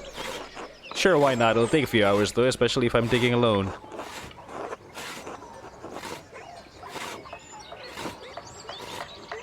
I'm ready, let's go. Let's go heist this fucker. So, town carpenter, what's that like? Exhausting, not unlike this here. Satisfying too, to make things with my hands, to feel the sun on my neck and sap under my fingers. And I haven't fallen off a roof yet, so all in all, can't complain. Did you want to be a carpenter? It hadn't even crossed my mind that I'd do anything else. I was always going to do what my father did. How else would I have learned? But I like being a carpenter. It's necessary work, keeps me talking to everyone in town and aware of what's troubling them. Many people in Tassing are struggling, Andreas. The peasants especially. I heard that much from Clara Gertrin. They used to be able to pay a portion of their taxes in crops, but the abbot put an end to that. Now if they get a bad price from the miller, they don't have enough to pay the abbey. That's exactly the kind of thing I'm talking about. The abbot might own the land, but he doesn't work it. He just reaps the benefits of others' efforts. But it's not just him. The law, imperial law, that's what gives him the power. So maybe the laws have to change. I had no idea it was so bad. My family are all artists. You're from Nuremberg, right? Well away from the peasants' problem. I'd be surprised if you did know. Good thing you came to Tassing. You can get real education on how the world works. Anyway, I should get back to digging. It's going to take a while. This is all on my own. I should help.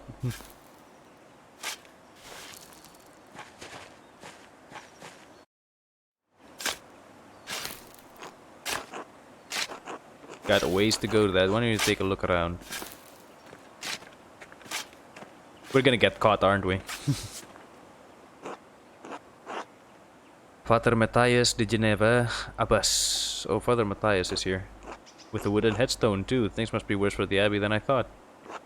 Shouldn't abbots be buried with more marble? The rest of the abbots are in the crypt or under the church. I took a look at them while inspecting the foundations with Andreas. Yeah, the blacksmith. Kearsau's built on top of an old Roman fort. Not cheap to maintain by any means.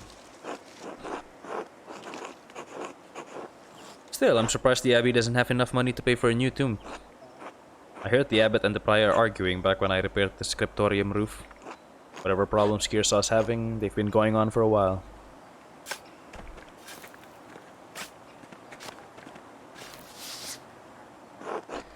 Sister Maria, the librarian, probably before your time.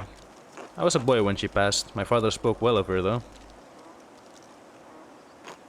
Said she reminded him of his own grandmother, sweet woman who loved the Lord. I expect the abbot will have her dug up soon. Pardon? The brothers and sisters are buried there until their bodies decompose, then they're dug up and moved to the abbey's crypt. A ghoulish tradition, I've always thought. What's dead should remain buried. But then they don't have much space here, and many of the monks aren't long for death themselves, so...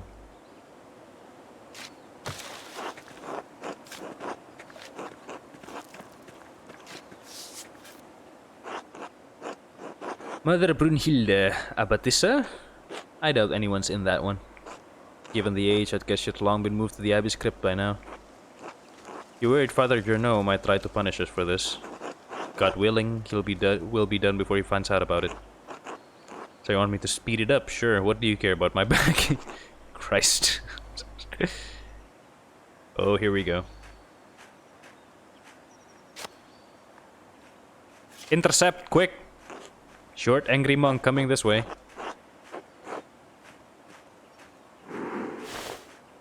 I'm sticking by Otto.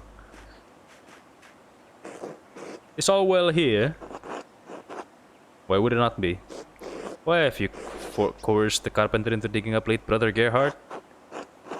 To solve a mystery! If memory serves, Father Janot expressly forbade your involvement in any mystery solving on abbey premises. As the Circator, it's my duty to prevent the mischief such as this.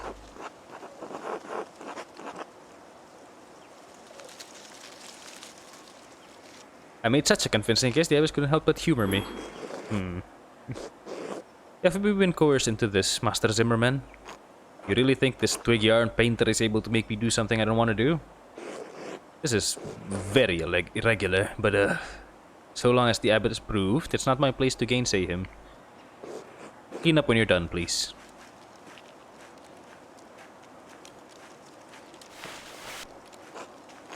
Is that going to cause problems for you? I don't care, I'm not from here! I'll talk it over with the abbot to work things out. Sure, just sweet talk your way out of it. Well, the sun won't wait, so I better get back to digging.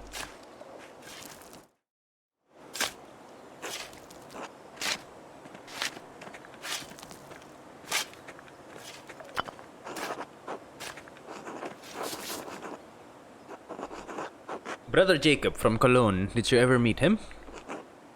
We spoke a couple times. He was a funny man. Just about the only one of these monks with a sense of humor. A funny monk! I'm sad to have missed him. He had a gift for manipulating his features and his voice to imitate other monks. A man like that is wasted at an abbey. Well, I've reached the body, but... what? Is something wrong with it? Looks fine enough, decay notwithstanding, but someone stuffed a sack under his ribs. Good God, let me see.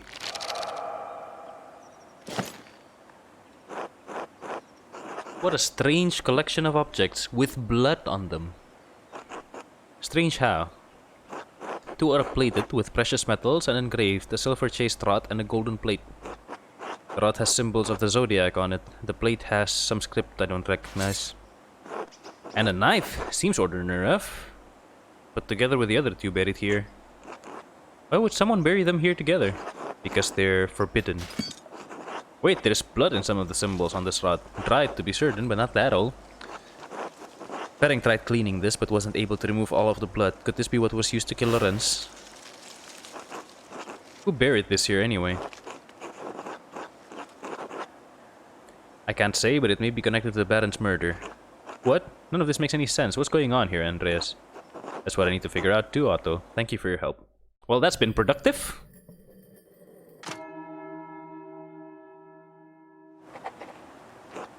I should find someone to eat with. We're gonna have an earful from the abbot, but at least we found something.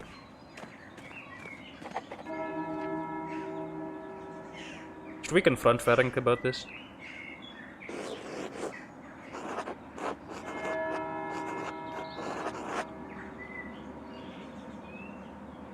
You know what? Let's. Should we stir up trouble? What do we think?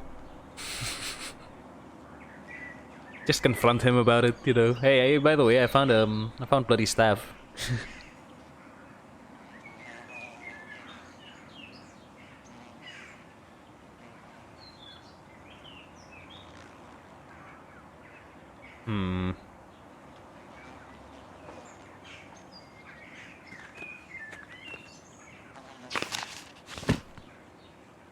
Hmm. Should we?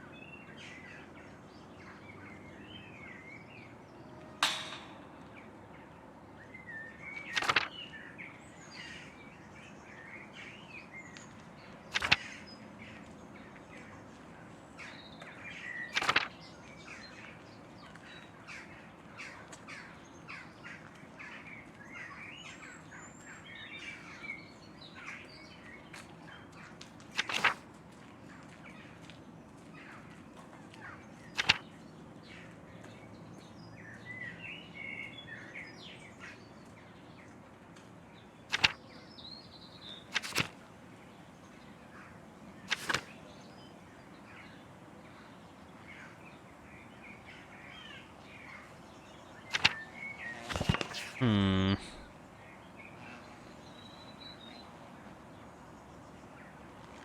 I don't know. I'm really torn about this one. Should we like stir up trouble or just leave him be?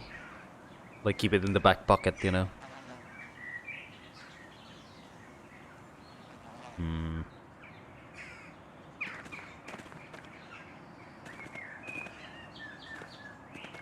I think we keep it at the back pocket for now. I think if we confront him about it, he'll just deny it. Or, you know, report us to the abbot. Cause trouble.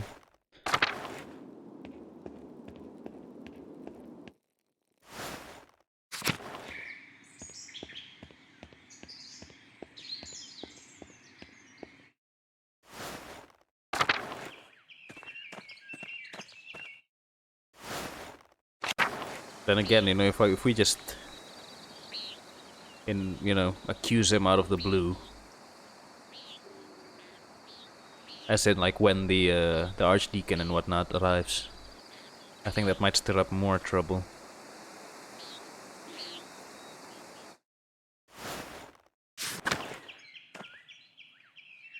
I don't know, genuinely torn about this one.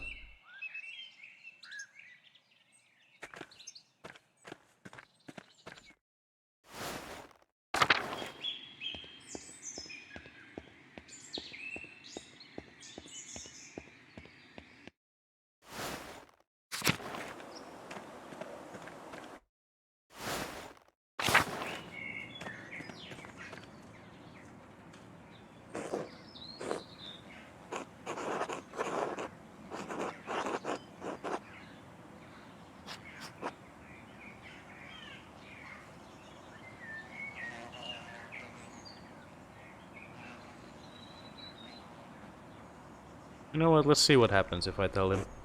Oh? And we found some interesting items. A knife, a plate, a rod, all engraved with zodiac symbols. How curious. Why did you hide them in Brother Gerhardt's grave? I did no such thing! This has nothing to do with me! What are they, Prior Ferenc? How should I know? One of the brothers must be playing an especially ill-advised joke. Likely Brother Guy, he has no respect for anyone, deceased or otherwise.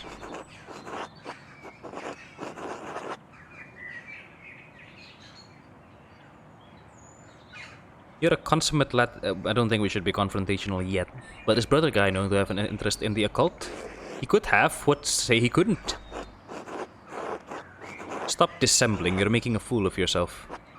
I know they're yours, Ferenc. Ritual objects, aren't they? For your spells? You are correct. The knife, the plate, and the rod are mine. I hid them for fear of the Baron. He was pressuring me to perform a ritual, as you know. I believed foolishly. I see now that if the objects could not be found, I could persuade him to give up his obsession with using them.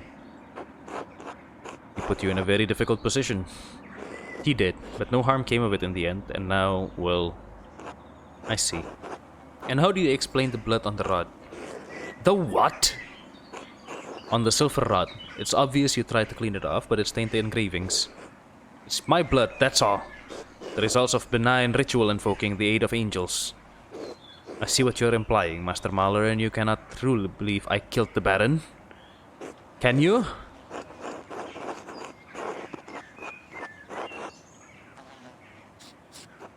We both know Brother Piero couldn't have done it. I'm determined to find out who did. This is a matter for the Archdeacon to decide, as the abbot has tried to impress upon you. Please go, Andreas. I cannot talk about this any longer. I had a few more questions, if you don't mind. Be quick about it. Yeah, we're just gonna admit that we've been just snooping with the stuff for a long time. Found a strange note in your fireplace. It was written in an unusually fine hand. I found the others around passing with the same hand that seemed to have appeared out of nowhere. What were you doing in my home? Good response, Ferenc. That's what I called out your name and I thought I heard a scream inside. I feared you were being gruesomely murdered, so I let myself in. Well, next time, don't. Let Prior Ferenc be killed. Alright, I'll try to remember that. You impossible. Any person of manners know better than to go snooping through others' things. I have nothing to hide. Then why burn the note? What was left was difficult to read, but I could make up the red bird matins. It was a strange little thing I found on my desk after waking up for matins. It meant nothing to me, so I put it in the fire. It wasn't there when you went to sleep? Not that I noticed, but again, Andreas, it was small. I could have easily overlooked it. Surely it's just a loose scrap, but the hand was handsome, you're correct. Unlike anything penned by the brothers in the scriptorium, to be certain. How unsettling. Do you remember what the note said? No, only that I found the contents nonsensical and disturbing. The remaining legible part read the red bird. You don't know what could that be?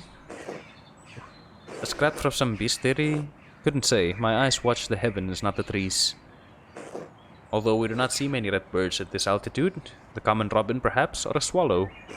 But that doesn't matter. I'm telling you, it was nonsense. One more thing. Who has access to your home? Everyone at this abbey! What does it matter to you? It was just a scrap of paper.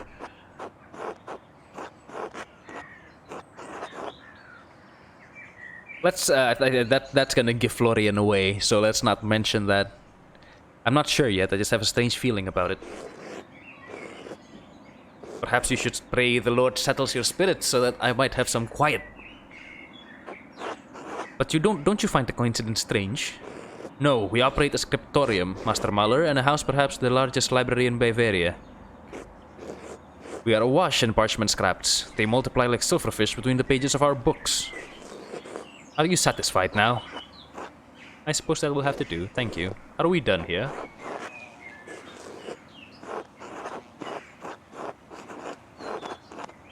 I came across an interesting letter from you addressed to the late Baron Rotvogel. What?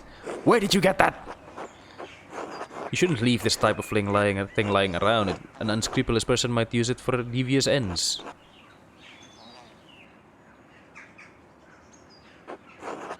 Because this doesn't look good. It's not as it looks. He meant to coerce me into performing a ritual to help him with a condition. But I refused, as the letter makes abundantly clear. Ah, the French disease. I think that might give away the game that, you know, I saw the body. Fuck it. He was likely taking mercury for treatment. It can cause curious behavior at high doses. The mercury might explain his cavalier attitude toward our mutual interest. He seemed to believe he was untouchable. I am under no such illusions. What could you have possibly had in common? Books. I am the prior of the Kiersau Scriptorium, one of the few of its kind left in Christendom. Modest though the abbey may be, our library contains works on the subject rarely found beyond its walls, certainly not all in the same place. For men of certain academic interests, it is perhaps the only place we may meet and discuss them. Yet he threatened to expose you to the church inquisitors. The Baron's interest was more than just academic.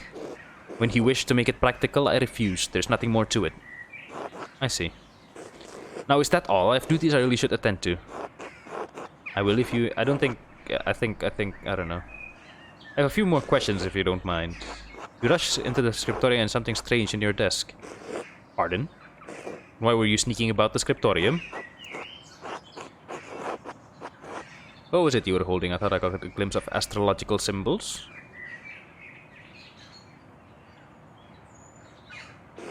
Just an academic interest of mine, nothing you need to concern yourself with. Let us seek a common understanding, Master Mahler, as two brothers in Christ. Please, I'd love to understand things. The scriptorium is my domain and you are a guest here. And so long as that is true, I do not answer to you, but the abbot only. Is that clear? I suppose. Praise be. Will that be all from you then? For now, be well, Ferenc. Bless you, Master Mahler.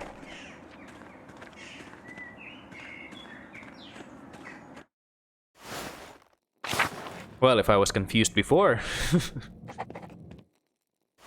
Whoops.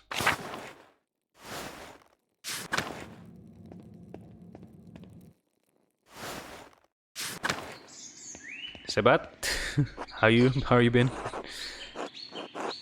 Andreas, I'm so sorry about what is happening to Brother Piero. I do not know him well, but I find it hard to believe he could have killed the Baron. Did you have any idea who might have done it? Did you see anything? Sadly, no. Most mornings I spent my time reading in the courtyard, but the rain made that impossible. And although the brothers are friendly, I do not know them well enough to speculate. I am sorry. I know it might be from your mind, but you have considered my offer to eat with you and the townspeople. The Gospel says that man cannot live on bread alone, but from time to time little bread is required.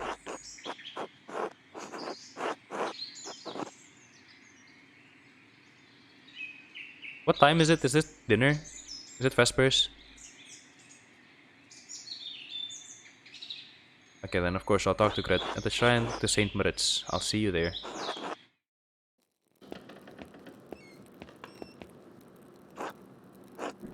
Oh my, Andreas. Yes? Are these all the mothers from Tassing and their children? Well, no, I don't think that's all of them. Lena Pfeiffer couldn't make it. It's a long walk up here in her condition. And Hedy said Hans was too big for stories. Stories? I may have said something about your books. I like stories. Yes, maybe a little too much. Alright, I can tell a story, but first let us pray together and eat.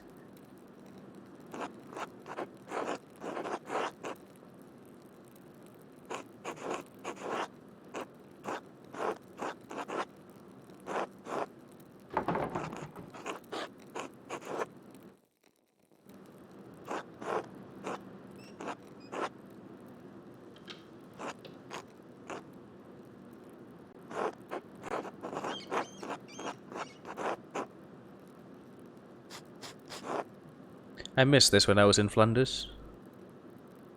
I don't think we should bring like food shortages into this for now.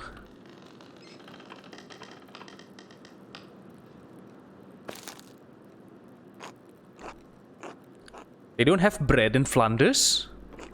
Where's Flanders? North, down by the sea. It's where the Muller windmill came from. It's true, they have whole fields of them where the land is flat. I want to see them. Father Janot eats a white bread, does he not?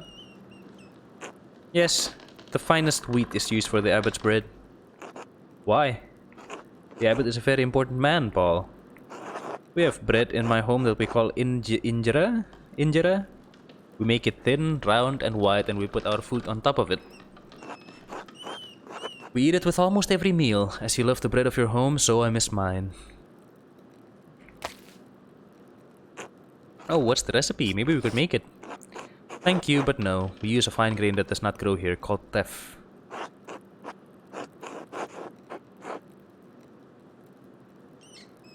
Best not to, I don't know. I hope you find our local bread satisfying, Brother Sabat.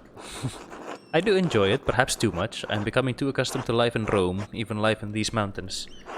In truth, I can no longer remember the taste of injera, not even the feeling of it in my mouth. It is the great danger that comes with the blessing of travel, living a life between worlds. I don't want to talk about bread anymore. It's so boring. Don't be rude, Bert. I did say I would tell a story, children. Have you ever seen a Bible? Father Tom? Yeah, Father Thomas has one. It's huge. My dad has one. It was printed in Bamberg. Very good. This is a Bible from my home that I brought to give the abbot. Andreas, do you have a favorite story to illustrate from the Bible?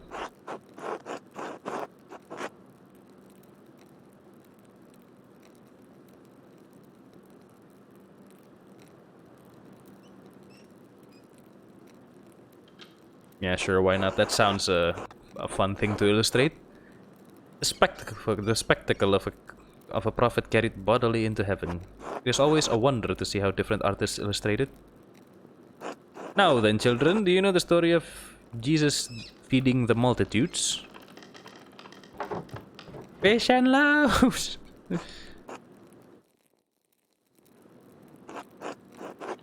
This is from our Bible, how we tell the story of how Jesus fed thousands from only a few fish and a few loaves of bread. Why is everyone brown? Fucking hell, child. Because where I am from, everyone looks like me. Why? Because we are all as God has made us. I know Tasang seems big to you, but the world is so much bigger than we can imagine. There are many people of many different colors all over the world. There are places where no one looks like you or me. Really? It's true. In Flanders I saw ships arrive from the New World. The people look and dress differently from us, differently from Brother Sabat. They make art out of gold that is so beautiful it outshines the greatest works of the Christian world.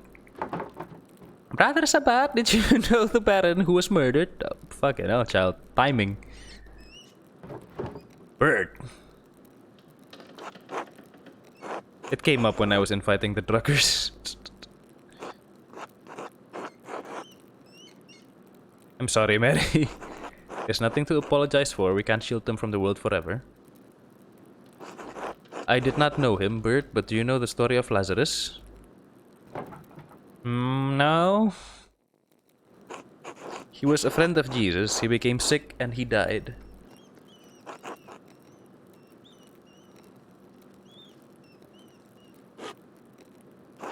But Jesus brought his followers to Lazarus' tomb. He prayed to God, and when they opened the tomb, Lazarus emerged, returned from the dead. Jesus can bring people back from the dead? He can, Bert. One day Jesus will bring us all back from the dead. Everyone who has ever lived and died will come together and be resurrected on Judgment Day. And then silence. Oh, somebody's stealing my hat.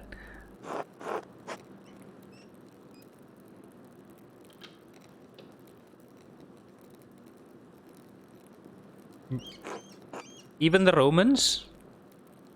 Yes, the Romans too.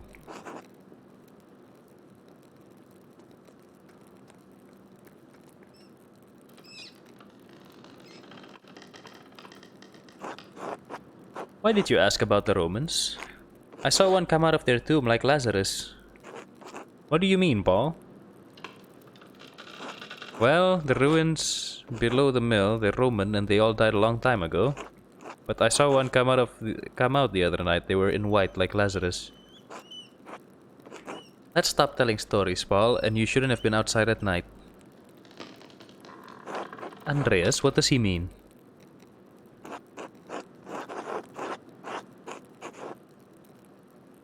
I think I may have seen something similar the other evening. What? Really? Where? Same place by the Roman ruins. Maybe Paul did see a spirit of some kind.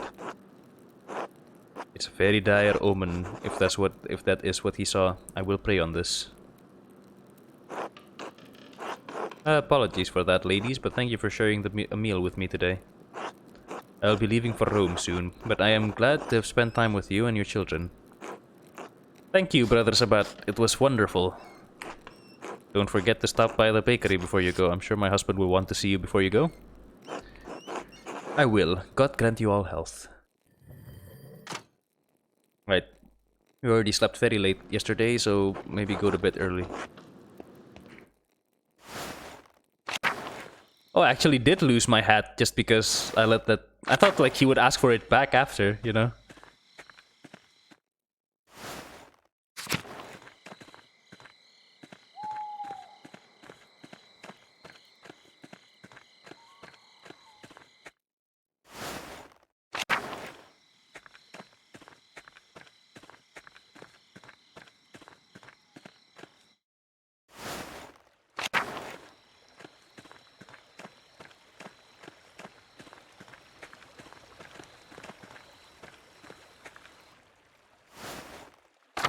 Wait, this is the wrong farm.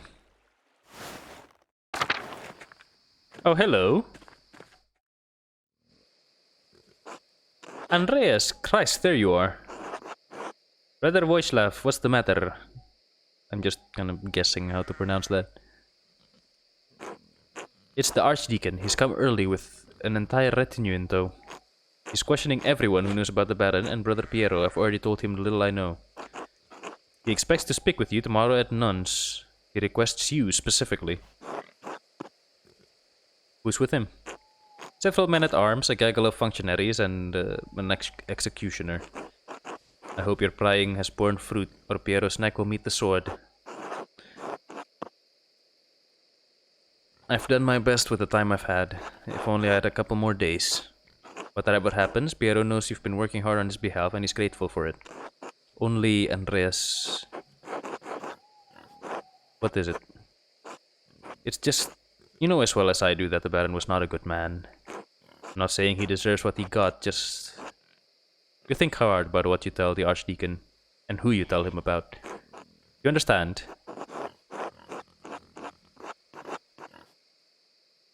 You're worried I'll tell the Archdeacon what I've heard of Sister Matilda. All I'm saying is, if in your searching you heard anything about her, I'd ask you to keep it to yourself.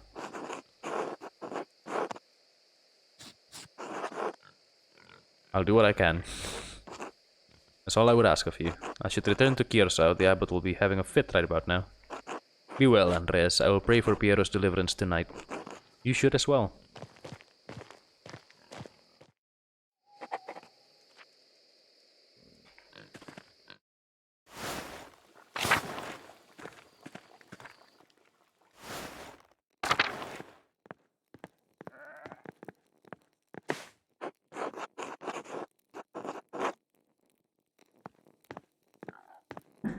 Well, we have a day ahead of us tomorrow.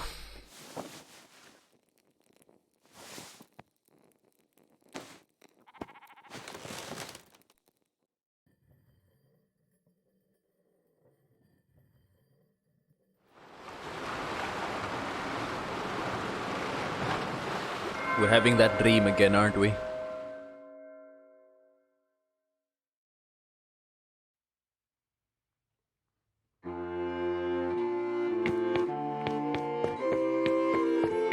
Just go out the other door.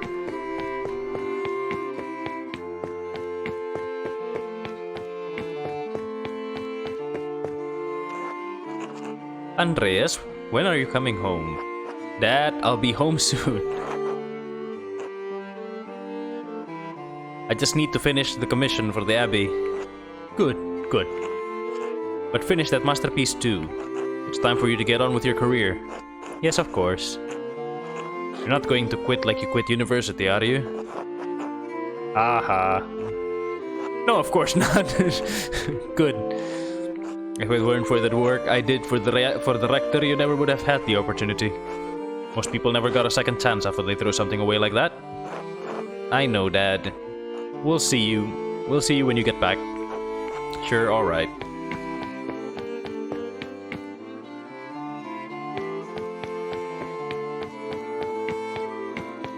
Okay, I don't think there's gonna be any other, like, random encounter.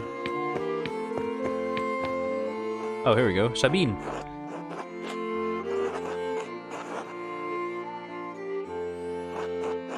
I really don't have any idea what you're like. So, what are you like? Please don't imagine me telling you in your own mind. Why? You'll imagine I'm wonderful or imagine I'm horrible. Either way, it's not fair of me. It's fair to me, is it? The real you. To none of us. Fair.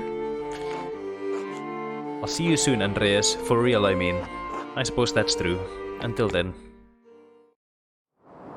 Hello, everybody. Welcome back, Andreas. It has been too long since you've graced this court with your presence. Apologies, Your Majesty. My mind has been preoccupied by a tragedy at Kearsaw Abbey. What manner of tragedy? Murder of a nobleman, a close friend of the Prince Bishop of Freising. My friend, Brother Piero, is the abbot's only suspect. I know that he could not have done it. How do you know? Examine your assumptions, my son. In addition to having no motive and violence not being part of his character, he's not physically capable of the act. He's of limited strength and has a palsy in his hand that makes holding a paintbrush difficult. It's inconceivable that he would have the strength and resolve to kill the Baron with a blow to the head. A whole lot of inconceivable shit happens on this hell of an earth, Andreas. I do not deny that it is possible, but I believe it is extremely improbable. So what do you intend to do about it? When I am brought before the Archdeacon, I'll tell him what I know about the other people who had motives to kill the Baron. I have to believe he'll see there are much more likely suspects than Piero. Why have you taken this upon yourself?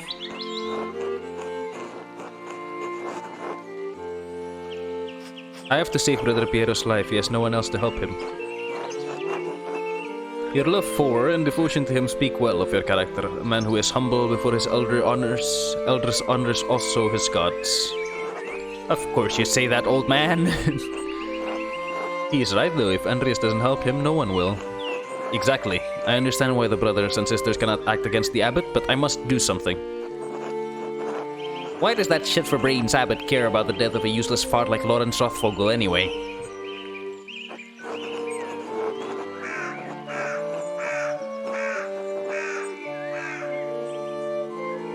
You're being, well, I can't disagree with you on your assessment of them. I didn't ask you to agree with me. If you can't think for yourself, you're no better than them, asshole. Fair. Harsh but fair. In any case, Andreas' ability to prevent Piero's death depends on the judgment of the Archdeacon. Wise or foolish, corrupt or just, the Archdeacon will be the first and possibly final arbiter of Piero's guilt. Andreas must win the Archdeacon to his side using the tools favored by men such as him. Authority? Despite your talent, you are merely an artist. He has been invested with the power by the Prince Bishop of Freising. You have no authority with him. Honesty? You must be honest in all things, Andreas, but many are not willing to accept the truth, and the cost of honesty can be high. Reason? Ha! When's the last time you meet a man who was truly ruled by reason? Wisdom? Wisdom can be shared, but the audience may not comprehend it. If reason, wisdom, authority, and honesty cannot triumph, what am I left with? Hope. Lies. Truth. Above all, faith in providence. Well, what do you plan to tell the Archdeacon, Andreas? There were other people in Kearsaw and Tassing who had motives to kill the Baron. Sister Matilda was badly beaten by the Baron for resisting his advances. She almost died. Why was the Baron not punished for it? It seems the Baron was beyond the reach of justice, at least at the time. Mother Cecilia sent Sister Matilda away to a hermitage to recover away from the rest of the nuns. How did you come to this understanding? Mother Cecilia told me that the Baron had harmed the nun during his last visit, but would not tell me more. I crept into the Abbey's library after dark and investigated the nun's admittance record to learn the sister's name. Once I knew the name, I confronted Mother Cecilia again,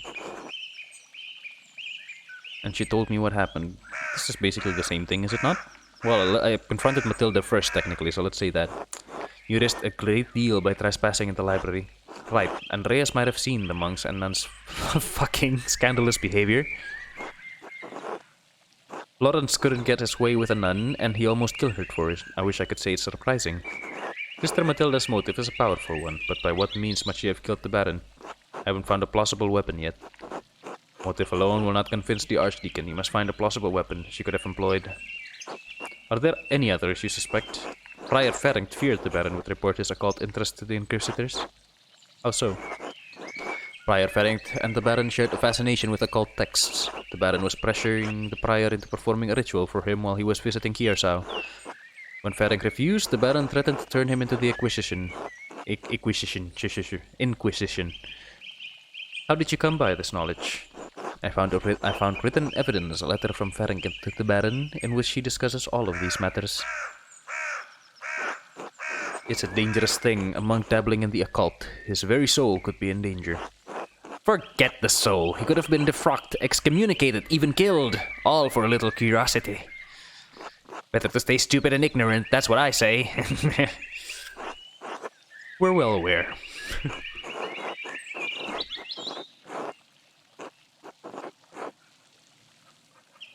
All of this worry over dangerous books started in the University of Paris. It shouldn't even be an issue out here. Whether the proclamation was made by a bishop of Paris or by the Pope himself, the danger remains.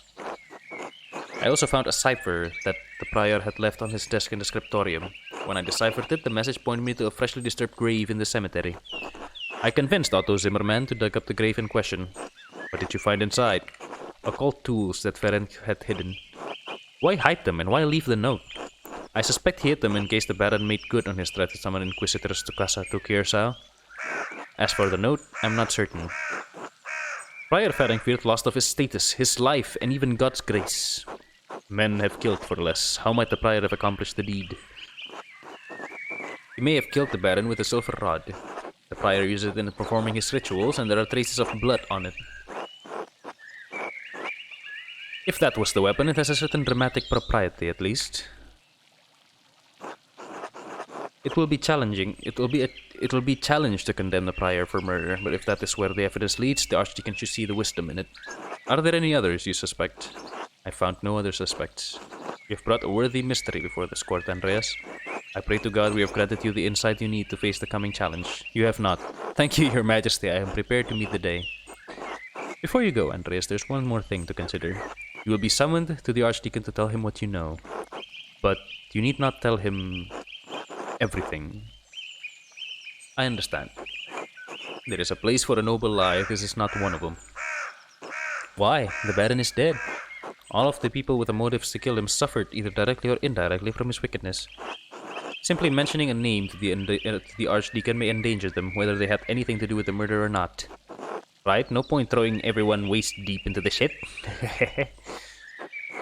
I protest any attempt at deception, but you must ultimately follow your own conscience, Andreas. Little time remains before you must stand before the Archdeacon. Use it wisely. I must. Until we meet again, Andreas, God be with you. And also with you, Your Majesty.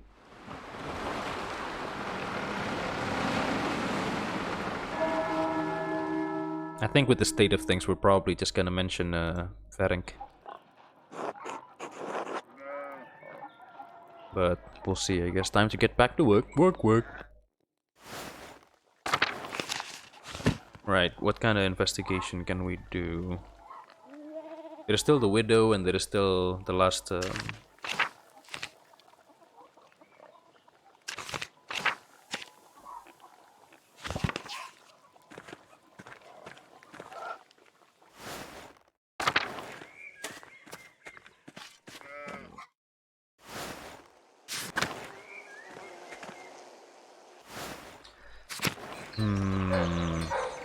Maybe Lucky, we should ask.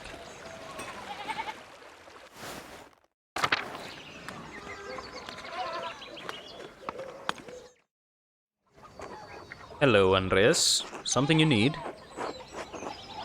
Something occurred to me while we were eating. Andreas, I have things to do. Father Thomas needs me to help out at the church. After that, I'm going to fishing with old Otto. So if you don't need me to repair a wall or a fallen chimney, then leave me be. I can see you busy, so keep me brief. I'll keep it brief. I hope to ask you a few questions about Baron Rothvogel. I don't think so. Why not? I don't want to. You are a grown man, that should be reason enough for you. I saw you shouting at the Baron when he arrived in Tassing. What was that about? Andreas? Man is dead, Lucky, and another's life hangs in the balance. Christ compels us to speak honestly, neighbor to neighbor. God damn it, Andreas. I told you to leave me be. Christ has nothing to do with it.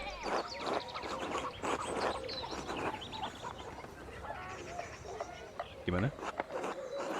Lucky already told me he didn't want to talk about Lawrence, but it's clear they argued over something important, or Lucky wouldn't be so hostile. Lucky is known to be an honest man. Maybe I can push him a little more.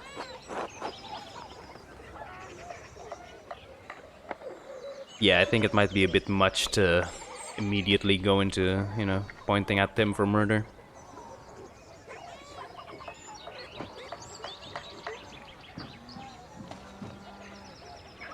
Alright.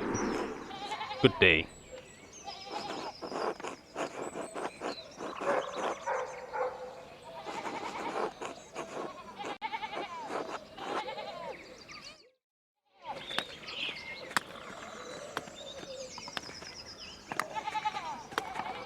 You know what, let's just do it.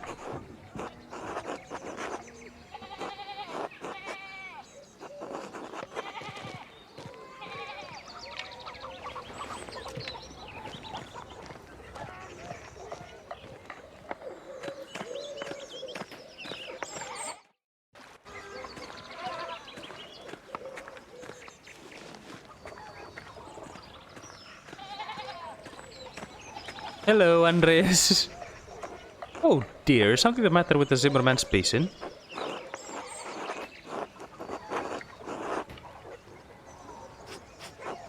I'm checking for caterpillars. They sometimes form in rain basins, you know? Oh my, but I should have you check ours. Are the gardeners feeding you enough? You're looking a little thin. Oh, take some of this bread. This should perk you right up. Nothing like bread to fortify the spirit. I'm delivering it to Father Thomas. You know, the father who loves... the father loves his bread. He's quite a bread enthusiast. My favorite customer.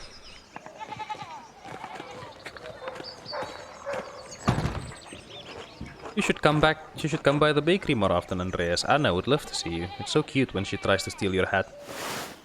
She succeeded.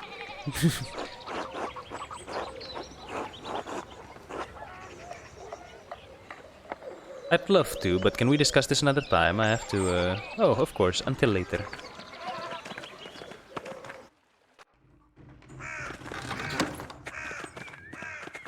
Oh, for fuck's sake. Master Mahler, here you are, finally at church, and it's not even Sunday. What can I say, Father Thomas? I missed you. You think all of this, your eternal salvation, is a joke?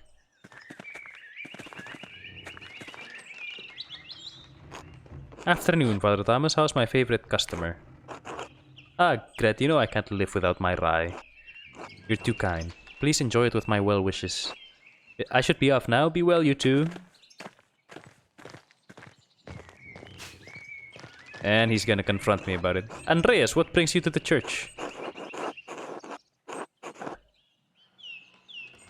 I'm just out for a walk. Can't a man enjoy fresh alpine air? You can do that anywhere in Tassing. What are you doing it here? Are you following me, Andreas? Damn it, Andreas. God damn it, Andreas. Don't play dumb with me. Lucky, leave the man be. He and I were talking about the church. All is well. Now tell me, how's my wall? Brr. The damage is not difficult to repair. I can do it next week, and I can put the fallen stones back up now. That would be marvelous. I'm sure the lady would appreciate it too. But please don't risk yourself. Get some younger men to help you.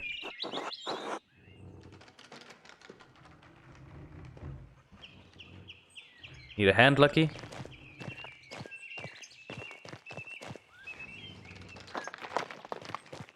I'll take that as a no.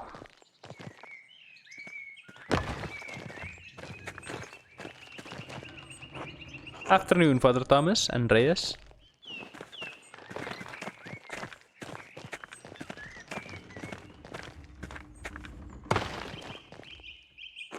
Lucky, see you soon. Don't work too hard, eh?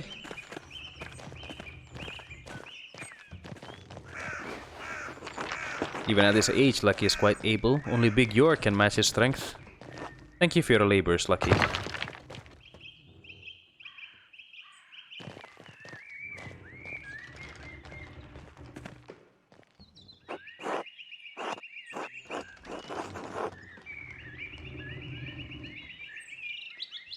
Tell me, Father Thomas, is the waterfall where Lucky and Otto go fishing?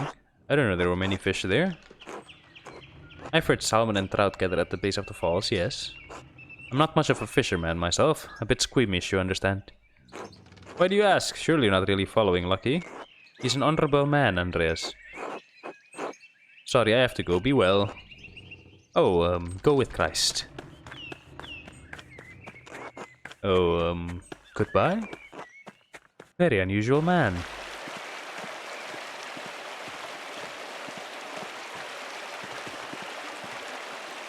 Yes, not suspicious at all.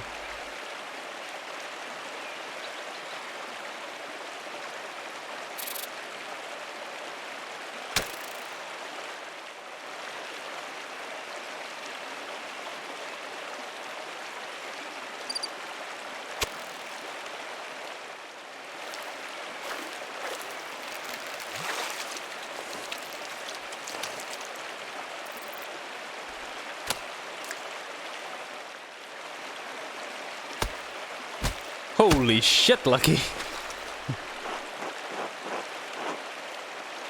Good God.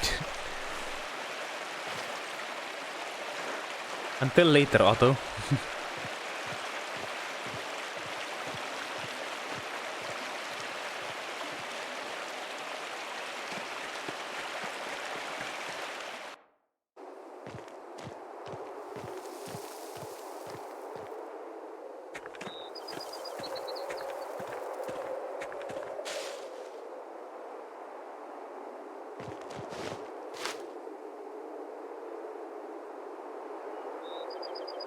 I guess that's his children's grave, maybe?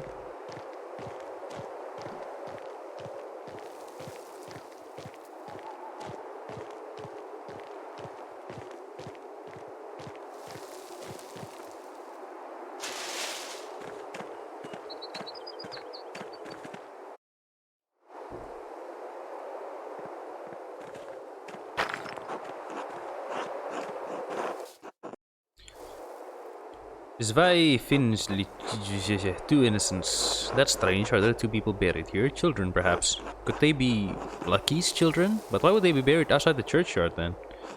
It's almost like someone was trying to hide them. Oh, and left a note with the flowers. Remember the girl, one grave for two innocents, the redbird flies, Martin's chapter. Very similar to the other notes I found. Someone was trying to lure Lucky to the chapter house to kill Baron Rothvogel. It remains to be seen if he did. Damn, I've lost Lucky. His grave does seem important to him, but could it be motive enough for him to kill Lawrence? I wouldn't know until I figure out who's buried here. We had dinner with him. Not dinner, lunch. We had lunch with him. And he did say that it's, it is his children. What the hell? Hi, Andreas. Veronica, no. He can see us. What's this? A couple of nymphs bathing in the mountain stream? Oh my god. Don't be a creep, Andreas. Don't worry, Bridget. I won't do anything weird. You won't do anything weird, right? I was out for a walk. I didn't even know you two were here. Well, we are. And you shouldn't be. You should be getting back for dinner, actually. Mom will be wondering where I am. I'm not getting out with him here. Oh, I see your dilemma. I'll go. It's fine. It's not. Franz is going to be so mad. Have a good dinner, Andreas.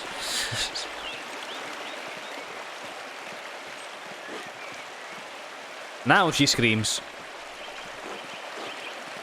Oh, okay, I thought that's gonna be like, oh, you need help.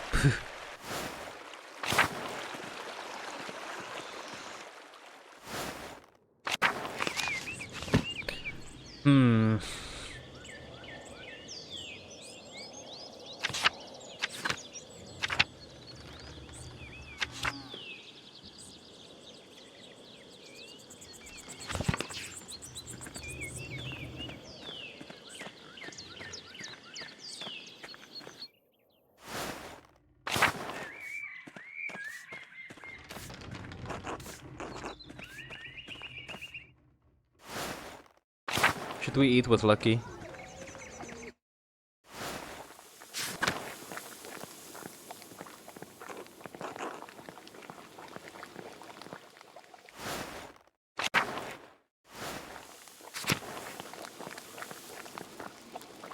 Andreas, make it quick. I wanted to ask you about the grave of the innocents. I saw you leave flower there. Who are they for? That's none of your business.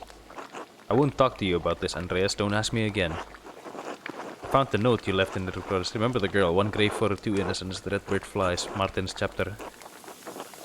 Do you know where it came from? No. No, and... That's all you're getting from me, Andreas. Are you done? One grave for two innocents. Isn't that the grave in the forest? I saw you leave flowers there. Who are they for? And we're going in circles.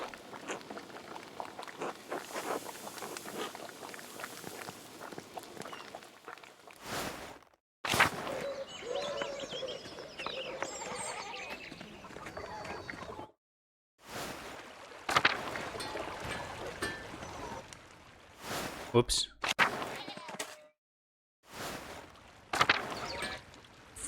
Bloody hell. Oh, I can't have...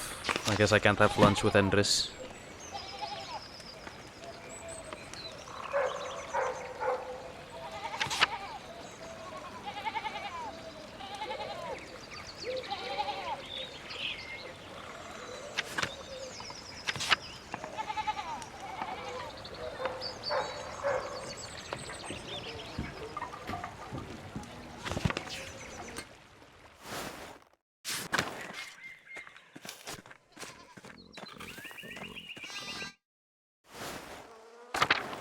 I don't know, who should we eat with?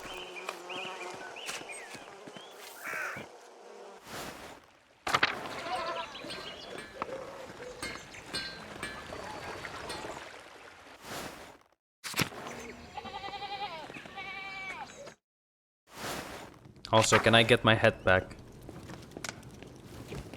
Nope. Too late. Andreas, such a pleasure to see you and looking so handsome as always. Back for more rye? Dear Gret, you know I can't stay away from your rye. I was passing by and I thought I should say hello. Now I must say goodbye. Aren't you a good man? Well, you're always welcome. Well, I thought we were gonna eat.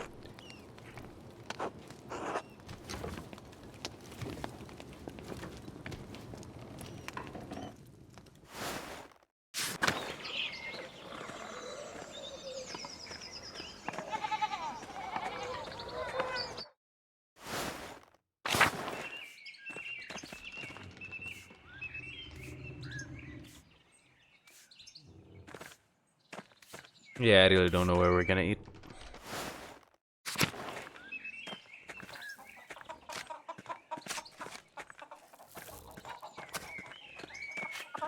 Let's just go to the gardeners, I guess.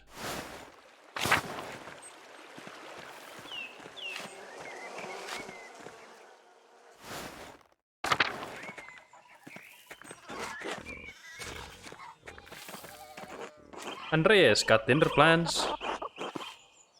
So long as Clara won't mind an unexpected guest, let's go.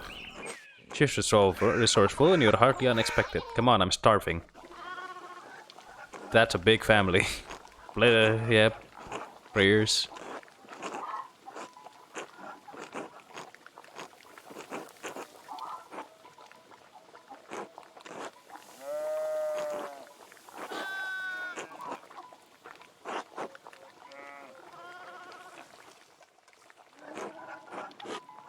I saw that wretch of a miller this morning.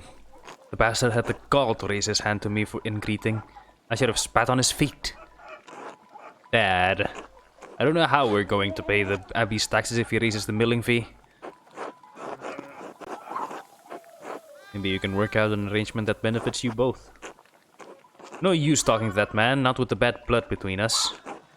I could try to speak to him, he's friendly with me.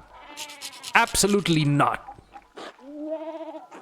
And don't you ever speak to him again. Yeah, ever! I'm sorry, Dad, I won't. I promise. You're going to give yourself chest pains again. If you keep going on like that. It's not my chest that pains me, boy. Christ, but my back hurts. How are we going to get those fields planted in time? I've been picking up the slack, haven't I? We'll get by alright.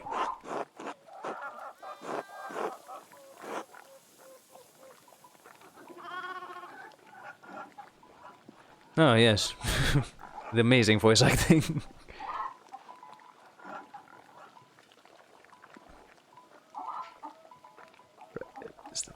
Did something happen to your back, Peter? I'm no doctor, but I could take a look. Now you've done it.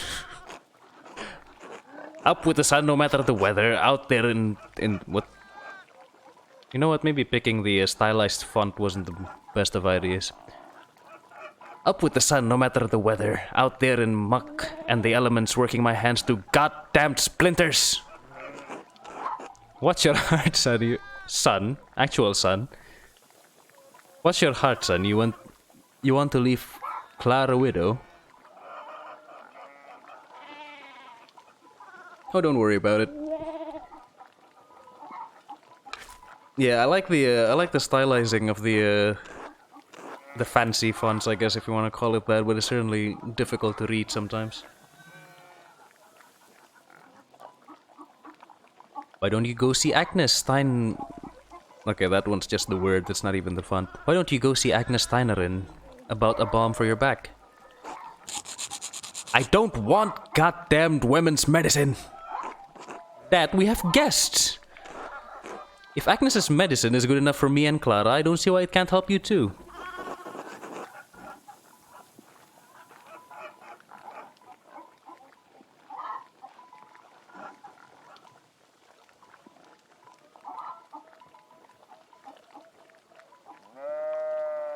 This is, I think, the last day. I think we should be seeing the Archdeacon after this. I think the monk told me that last night. One of the monks. Well, it's clear why nobody goes to the doctor. Everybody hates his guts. So, yeah, let's just say... Agnes once gave me a tincture for an upset stomach. That was quite helpful. If it's Agnes you've got a problem with, Dad, why don't you see Dr. Stoltz instead? Stoltz is even worse. Charge you as much as the miller with all the kindness of the horsemen of the plague. The pain will pass. I'll push through just as I always have. Stubborn boy, why don't you talk to that old soldier up the abbey? What was his name? Florian? Florian, yes. It was on the tip of my tongue. Since when are you so fond of the abbey, Peter? Florian might live at the abbey, but he's a soldier still. Only one of them worth talking to now that Father Matthias passed. When was that, eh? A few months ago? You knew Father Matthias. More like Matthias made it his business to know me. Matthias, you know, he was impressed by my age. Thought I must have been blessed by the Lord. I wish the mouse is a little bit more responsive. I think you need to click every time to activate it, almost. Wanted to know all about my life and the things I'd seen. Good man for a monk, not like the new abbot. Only cares about his coffers, dear Nodas. That's the abbey for you. Do you see Otto up there much, Andreas? The abbot keeps him busy. I had dinner with him and Andreas recently. He was working on some repairs at the abbot's house. Did anyone... Excuse me. Did anyone at the abbey have a hello for me? Jorg. What, Clara? I'm only curious.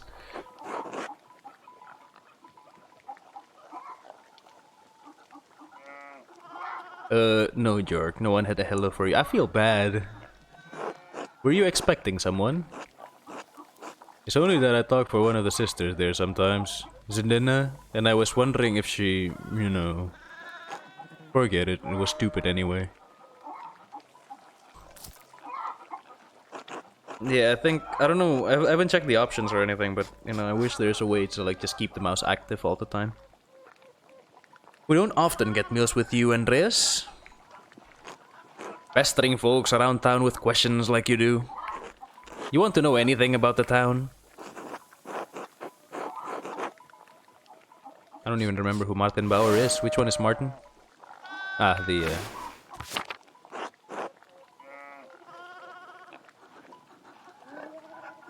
Did you ever have any encounters with Baron Rothvogel? You think he talks to us? Ha! We may as well be furniture to the likes of him. Perhaps he doesn't talk to you, but he's known to have a wandering eye. What? If he's made advances on either of you... timing, Andreas, please, timing. Lawrence is known for pursuing peasant women. The young women in town know it's best to avoid the Baron Rothvogel when he comes to visit. Whether married to a man or married to Christ, neither gives him much pause. Married to Christ? You mean he goes after the nuns? He's a handsome man, rich and powerful. None of us are really beyond his reach. There was that young woman who came to live with Lucky and Agnes, wasn't there? That's none of our business, George. Jorg, rather. Fucking nobles. Fucking nobles. The swearing kind of comes out of nowhere in this game. I feel like, I don't know, it just feels a bit odd. All this shouting is making Ursula restless. Let's finish our meal in peace. Alright. Sorry, Ursula. Well, that was a bit loud, sorry. Let's go see the Archdeacon.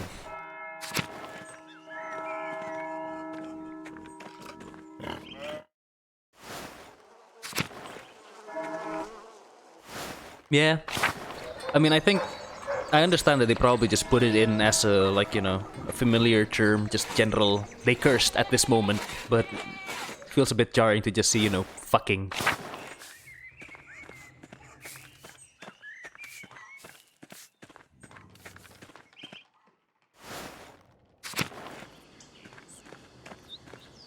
Well, that was a nice break from the confusion. A nice simple lunch. Now back to the confusion.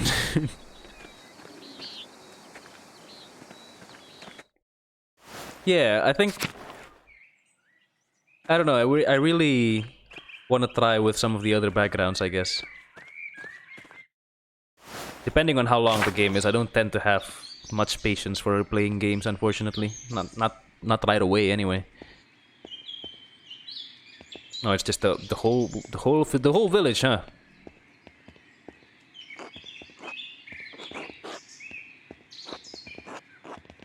Oh, hello, Master Mahler.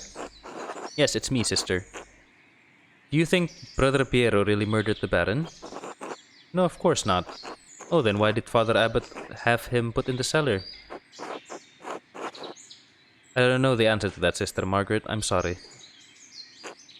Do you think the devil could appear here at Kiersau? No, I think people see the devil where they want to see him. I didn't see the devil, but I think I smelled his odor. The night before the Baron was killed, I woke before matins and smelled something in our dormitory. It was strange, moss and sulfur mixed with frankincense and roses. It moved through the room. I wanted to scream, but I was too frightened, and then it was gone.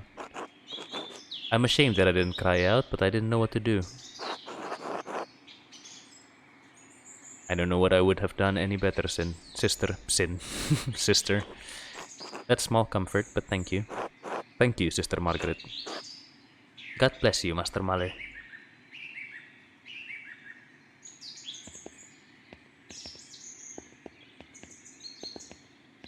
God bless you, Andreas. Good day, Andreas. Look at Snape over here.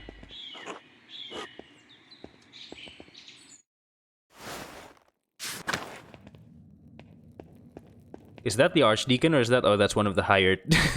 the man-at-arms. Okay, he doesn't look very Archdeacon-y. Please state your name for our records.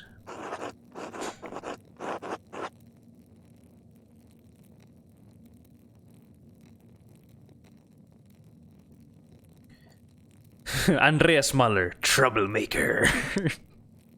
I really want to say that, but I don't think that's a wise thing to do.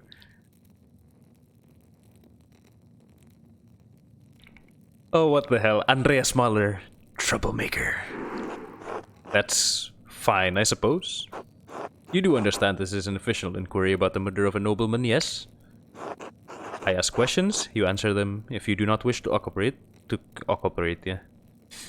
Very good. The men standing to my side will help you. Do you understand? Of course, Your Reverence. My apologies. Good. Arnold, please write that down. I think we're ready to begin. Of course, Your Reverence. Now then, Master Mahler, what was your relation to Lorenz the Baron Rothvogel? I only knew him for a day, but we were on friendly terms. Do you feel you had a sense of him as a person? Boy, well, yes, Your Reverence. How would you characterize him?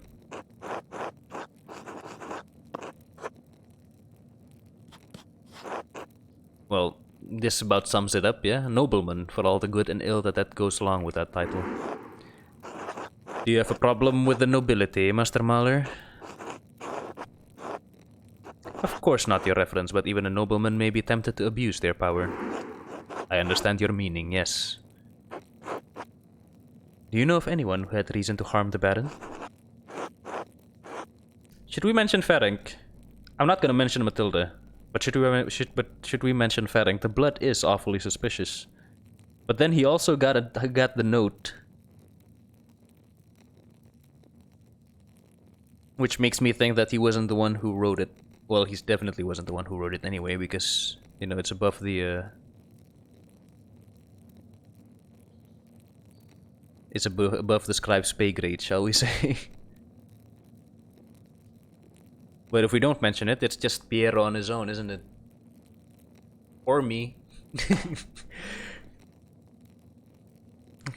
But let's just mention it. Good, that might help us solve the problem that faces us. The Baron Rothvogel was murdered here, in this very room. Someone did it. Father Gernot believes it was one of his monks, Brother Piero. I have met with Brother Piero and questioned him at length. While it seems unlikely that a man of his age and temperament could murder the Baron, he was discovered in flagrante delicto. In the scene of the crime, I assume. Oh, in blazing offense.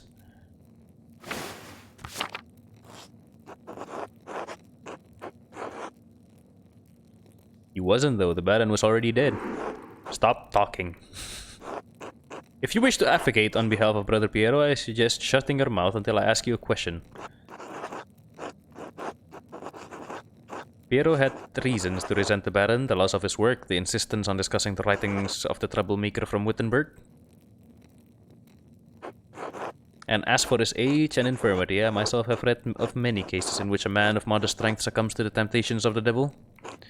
Once seized by a devilish fever, the poor sinner gains an infernal power that allows him to inflict grievous wounds, sometimes fatal, also known as... well, never mind. What I am saying is that in spite of the curious circumstances, Brother Piero is the most plausible perpetrator of this most vile act. I understand that you are on friendly terms with Brother Piero. You also interacted with the Baron both in the town and the Abbey. Did you witness anything that suggests someone could have murdered Baron Rothvogel?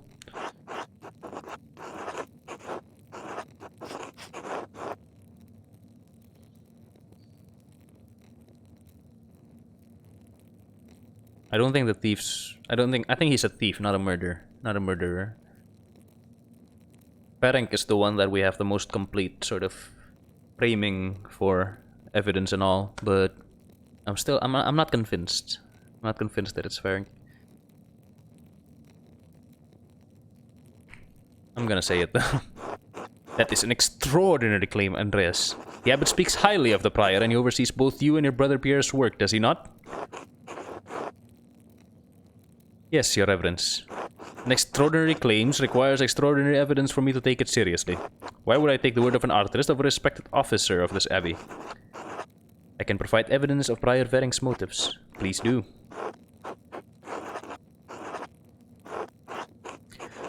Baron Rothvogel and Prior Ferenc were exchanging letters about performing a magical ritual during the Baron's visit.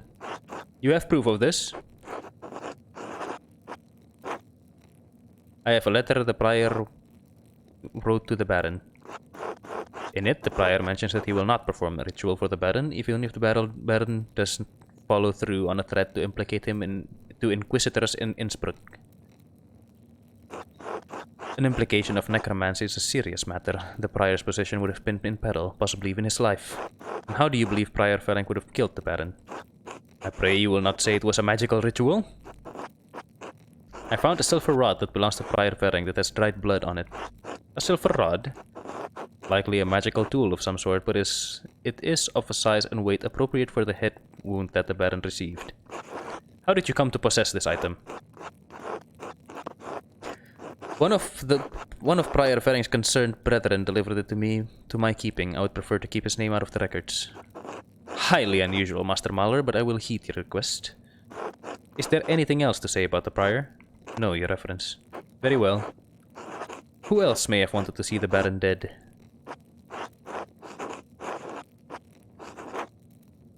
Lucky is awfully suspicious. Not sure if it's him. But he is suspicious, let's just say, yeah. Who is Lucky Steinauer? I don't believe his name has come up during our questioning. The town stonemason. Alright, what's the connection between the town stonemason and a noble man from Worms? I and at least 3 farmers in the village saw Lucky arguing with the Baron when he came to town. About what? I don't know, but the argument was heated. Hedy and Veronica Bowden witnessed it. That one. You mentioned a 3rd witness. Yes, Martin Bauer. Unfortunately, yes, the boy fled. Still, we will question the woman about what they saw. The women about what they saw. And how do you propose that the stonemason killed the Baron?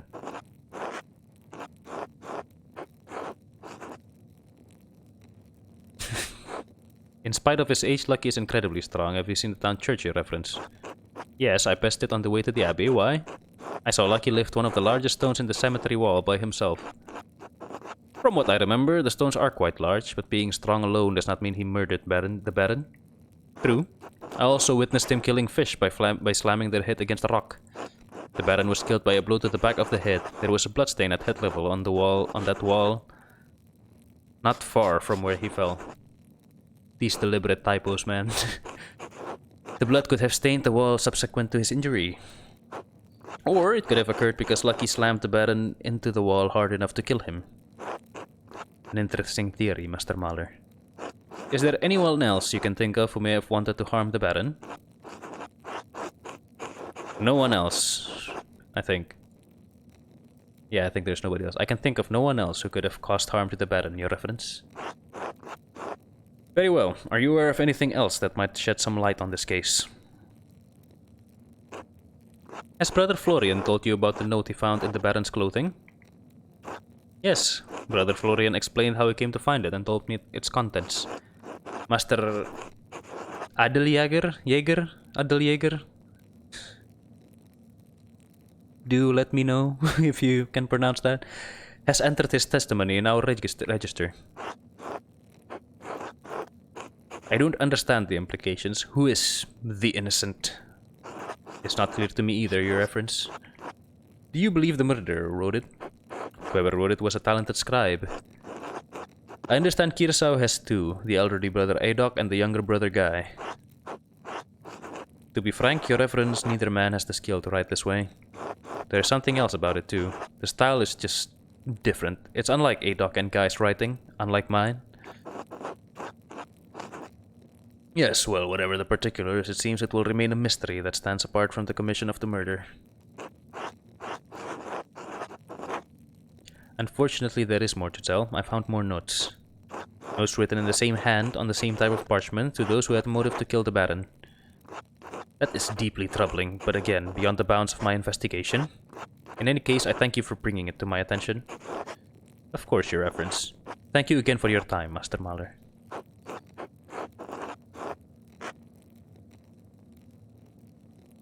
God, I don't wanna point fingers.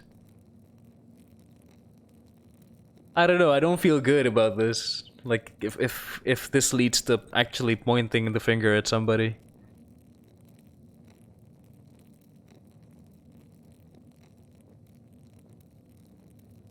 Apologized for sassing.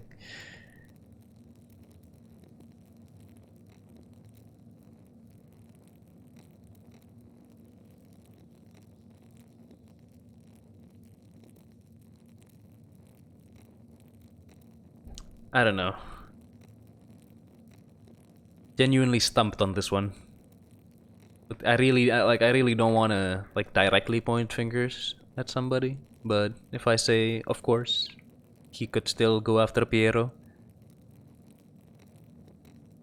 I think I've made it clear enough on Ferenc that he might go for Ferenc, but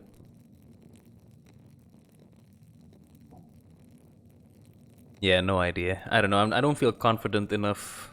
Maybe if I investigate it better, I might be more confident in persuading him of who the killer is.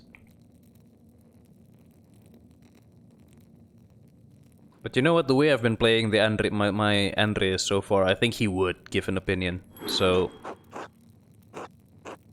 let's play him that way. Not at all. You are an educated man, and have conducted yourself appropriately in this inquiry. I reserve final judgment, of course, but who do you believe killed the Baron? And then he just backs out of it. Never mind. Considering all of the evidence.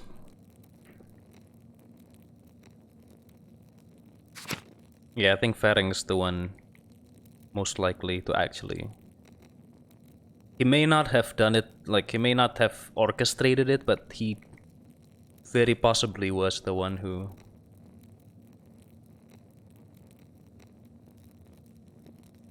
Actually... I don't think I can back out of it now, can I? No, back! Back!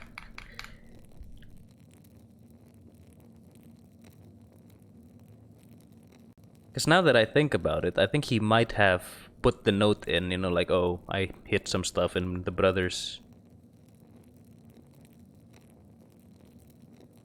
I think I've put stuff in the brother's grave. I think that was before the murder, was it not?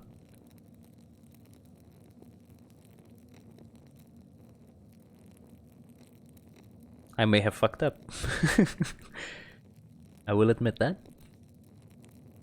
Well, Ferenc, my sincerest apologies, but it's not looking good for you.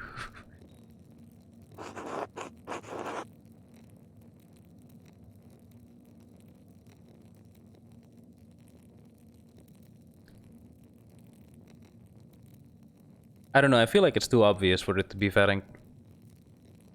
I feel like this game's... You know, it would like throw him in as like an obvious one. As a red herring with the evidence and whatnot. Others have had motive, but Prior Ferenc had the most to lose. Noted. Your contributions to this inquiry are appreciated. Thank you for your time and candor. You are quite welcome, Your Reverence. Until later, Master Mahler. Until then, Your Reverence.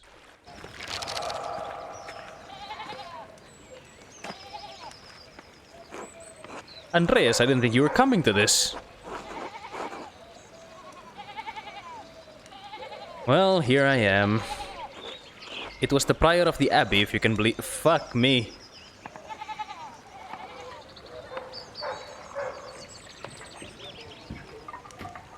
It was the prior of the abbey, if you can believe it. Did you ever talk with him in the abbey, Andreas?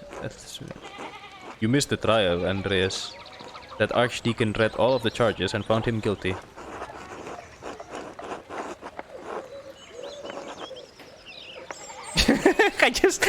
I back out of it now. I just like backstep now. I just like, nah, couldn't have been him. No way. I worked with him almost every day, Clara. I didn't know he had murder in him. I did not, you know, pursue an entire investigation into him and, you know, sort of point at the finger, etc., etc. I don't know what gave you that impression. Oh, they want you to think that they're so pious, but all they're here to do is slowly drain the life out of this town. Calm down, Peter. Oh, that was Peter. I was a bit too, sedate with the voice there. Oh, here comes the procession. What's up, Otto? Did I miss anything? No, you're fine. Andreas? Otto?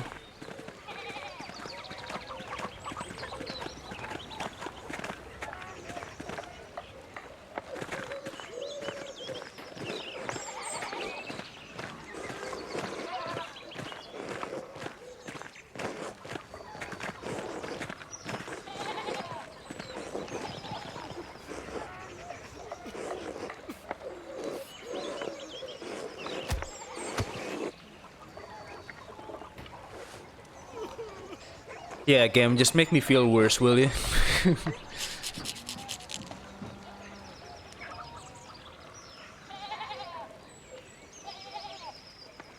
Oh, now I have to actually make it go. Silence!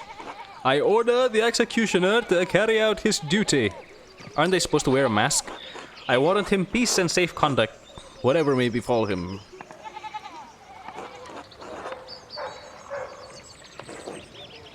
Yeah, Andreas, look at what you've done. That I totally didn't influence whatsoever. Hold still. You don't want me to miss. Oh, look, he missed.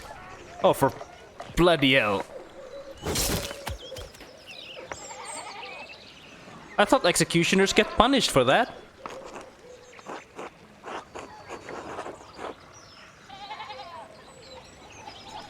Isn't that like actually a thing? Wasn't there like a book that's like the accounts of a medieval executioner, and like you can actually get executed yourself if you botch it, like if you don't do it in one swing.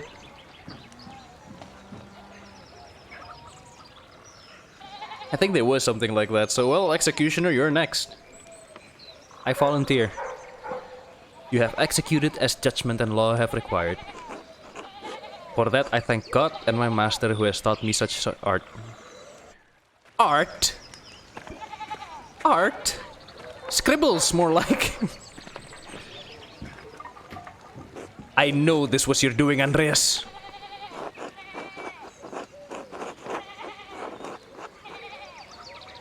Take it up with the Archdeacon, it has nothing to do with me. We'll just like scurry away now. The Archdeacon would have reached this verdict without your testimony. I read it. Again, I didn't say anything that wasn't true. You are no longer welcome at Kiersau, Andreas Mahler. I will send your final payment to the gardeners.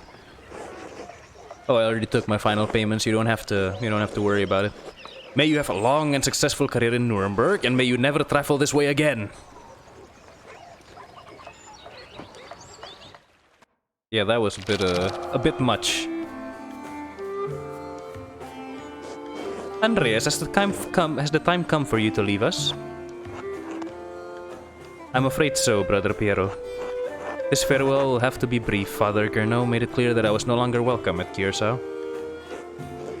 I pray that time will soften Father Abbott's heart. I hope he eventually realizes you were only trying to help me. This is a sad parting, but inevitable. I had hoped you would stay a bit longer. But the world needs you more than Kiersau does. You have grown beyond this old abbey and become a master in your own right. I will miss you, my son. As I will you. Come, your masterpiece is complete. May I see it one last time before you go? Please, I value your assessment. The opinion of one old monk matters little.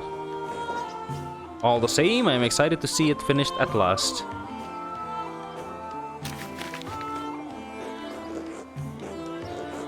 It is a masterpiece, truly worthy of the word. And it appears you took my advice to heart. What advice was that? To put yourself into the work, not just to interpret another artist's work, but to transform it into something true. This shows the world as it is, as you have seen it, even if it is not what we may want to see. Though it is not my place to say so, I am proud of you, Andreas.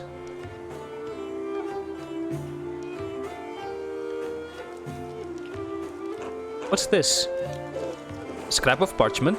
Oh, it also invited me to the... Do not return here. A warning. So yeah. Whose hand is this? It doesn't look like Brother Adok or Brother Gaius.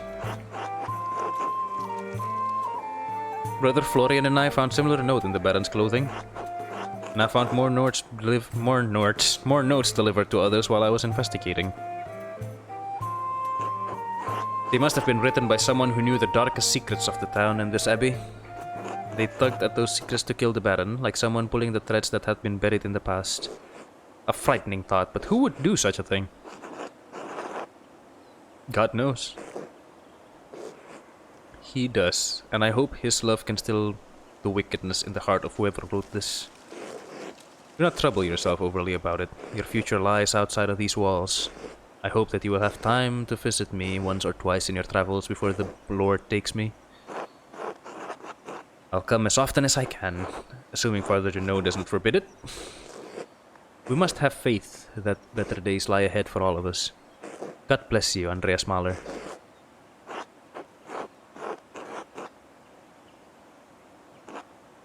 God bless you, Brother Piero. Yeah, I feel like mistakes were made. Really.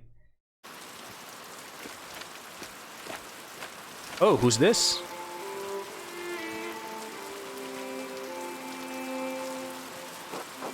Are you alright, Master Andreas? What? Are you alright, Master Andreas? I heard you the first time, just... Yes, thank you, I was just remembering him. Trying to, anyway. He doesn't come easily anymore. Oh, would you like me to leave you alone? No, Casper. It's not necessary. There's nothing to be done about it now, it's too late. Like so many things. Andreas Mahler, I never expected to see your face here again. Have you been in Nuremberg for the last 7 years? No, Nuremberg for a few years, but I received some lucrative commission abroad. Oh, there's more?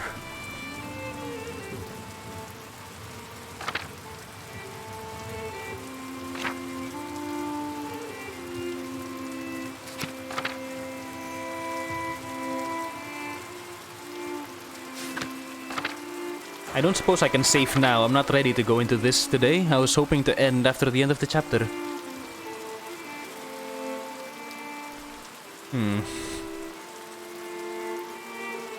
Did it autosave? Because if it autosaved, I might like quit here. And then we'll consider this next time, because I really have to go in like 5 minutes or so.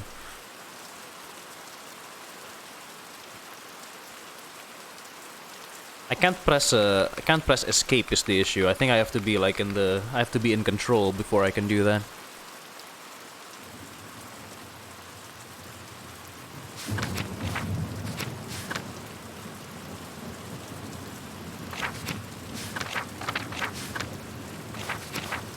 Please, please.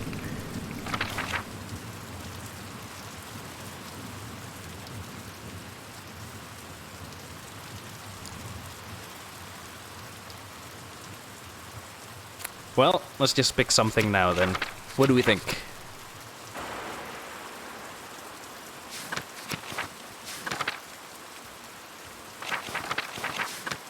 I'm leaning either England or Spain. Spain seems interesting.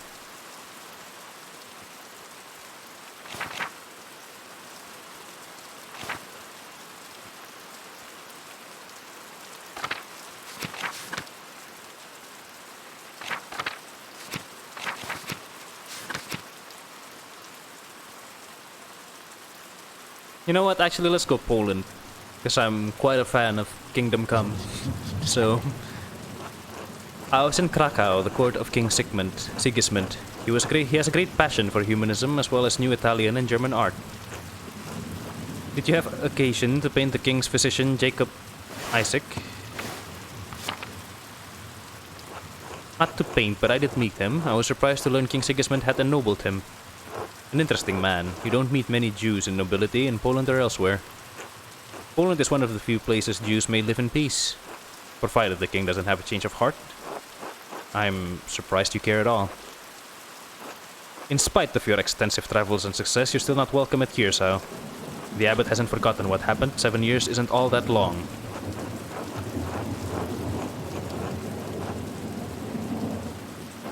I simply wanted to pay my respects to an old friend. Surely you understand that.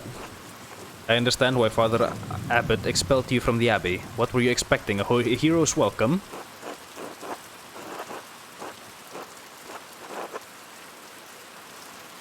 Fine, tell Father Journo I'll be staying at the land house in town for a night or two before moving on. The Golden Hand, I'll tell him, but I can't imagine he'll care. Why is he so rude?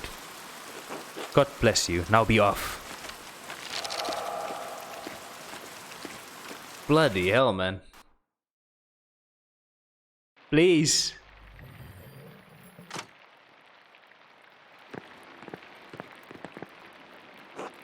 That monk seemed unhappy to see you, Master Andreas. Why is the abbot so angry with you? Towards the end of my stay in Tassing, there was a murder at Kiersau Abbey, a nobleman. Father Journo panicked and accused my friend Brother Piero of committing the crime.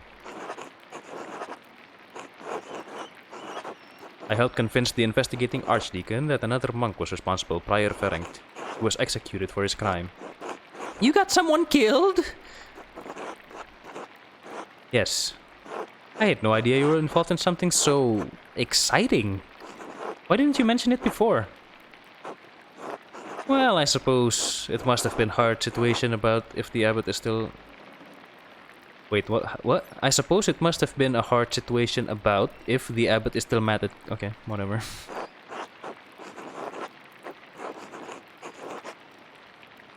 I had to make some difficult choices. Maybe they were the wrong ones. I've had to live with that. Why did we come here if you're not welcome? I wanted to pay my respects to Brother Piero. And to be honest, I'm not looking forward to returning to Nuremberg. This commission, it's an obscene vanity piece under the pretext of a religious scene. My patron just wants to celebrate themselves and their wealth. I dread each new commission more than the last. Every step I take towards home is agonizing. But, Master, you're famous and rich. Your work is wonderful. When I saw your altarpiece in Nuremberg, I begged my father to help me become your apprentice. I don't understand how you could accomplish all that you have and be unhappy.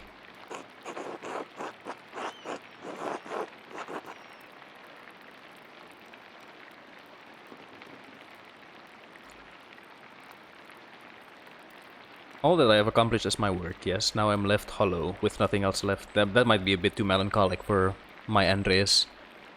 I know it must be hard to believe, but I was once very much like you. Once I wanted this life so much that it consumed my every waking thought. I don't know if I've changed or if what I wanted was never really real. Maybe I've been a fool this whole time.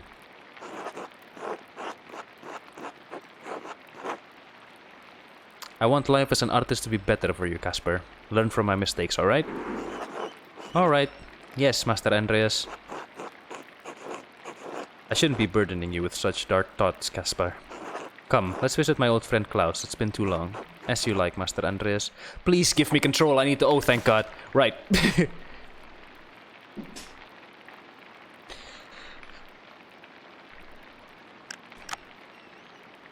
Excellent. Right. Sorry to be a bit abrupt about it, but calm yourself down. I literally have to be out of the house in 3 minutes. So... Thank you very much for hanging out. Hope it's been fun. That's been another day of Pentiment. We made the wrong choice. Well, I made the wrong choice. I shouldn't put it all on you. I think I made the wrong choice. Maybe the time could have been spent better, but hey, no backsies. So, sorry, Ferenc. Have fun in the afterlife. And yeah, we'll see what happens next time. Until then, hope you have a nice rest of your day. And I hope everybody has a good week ahead. Goodbye.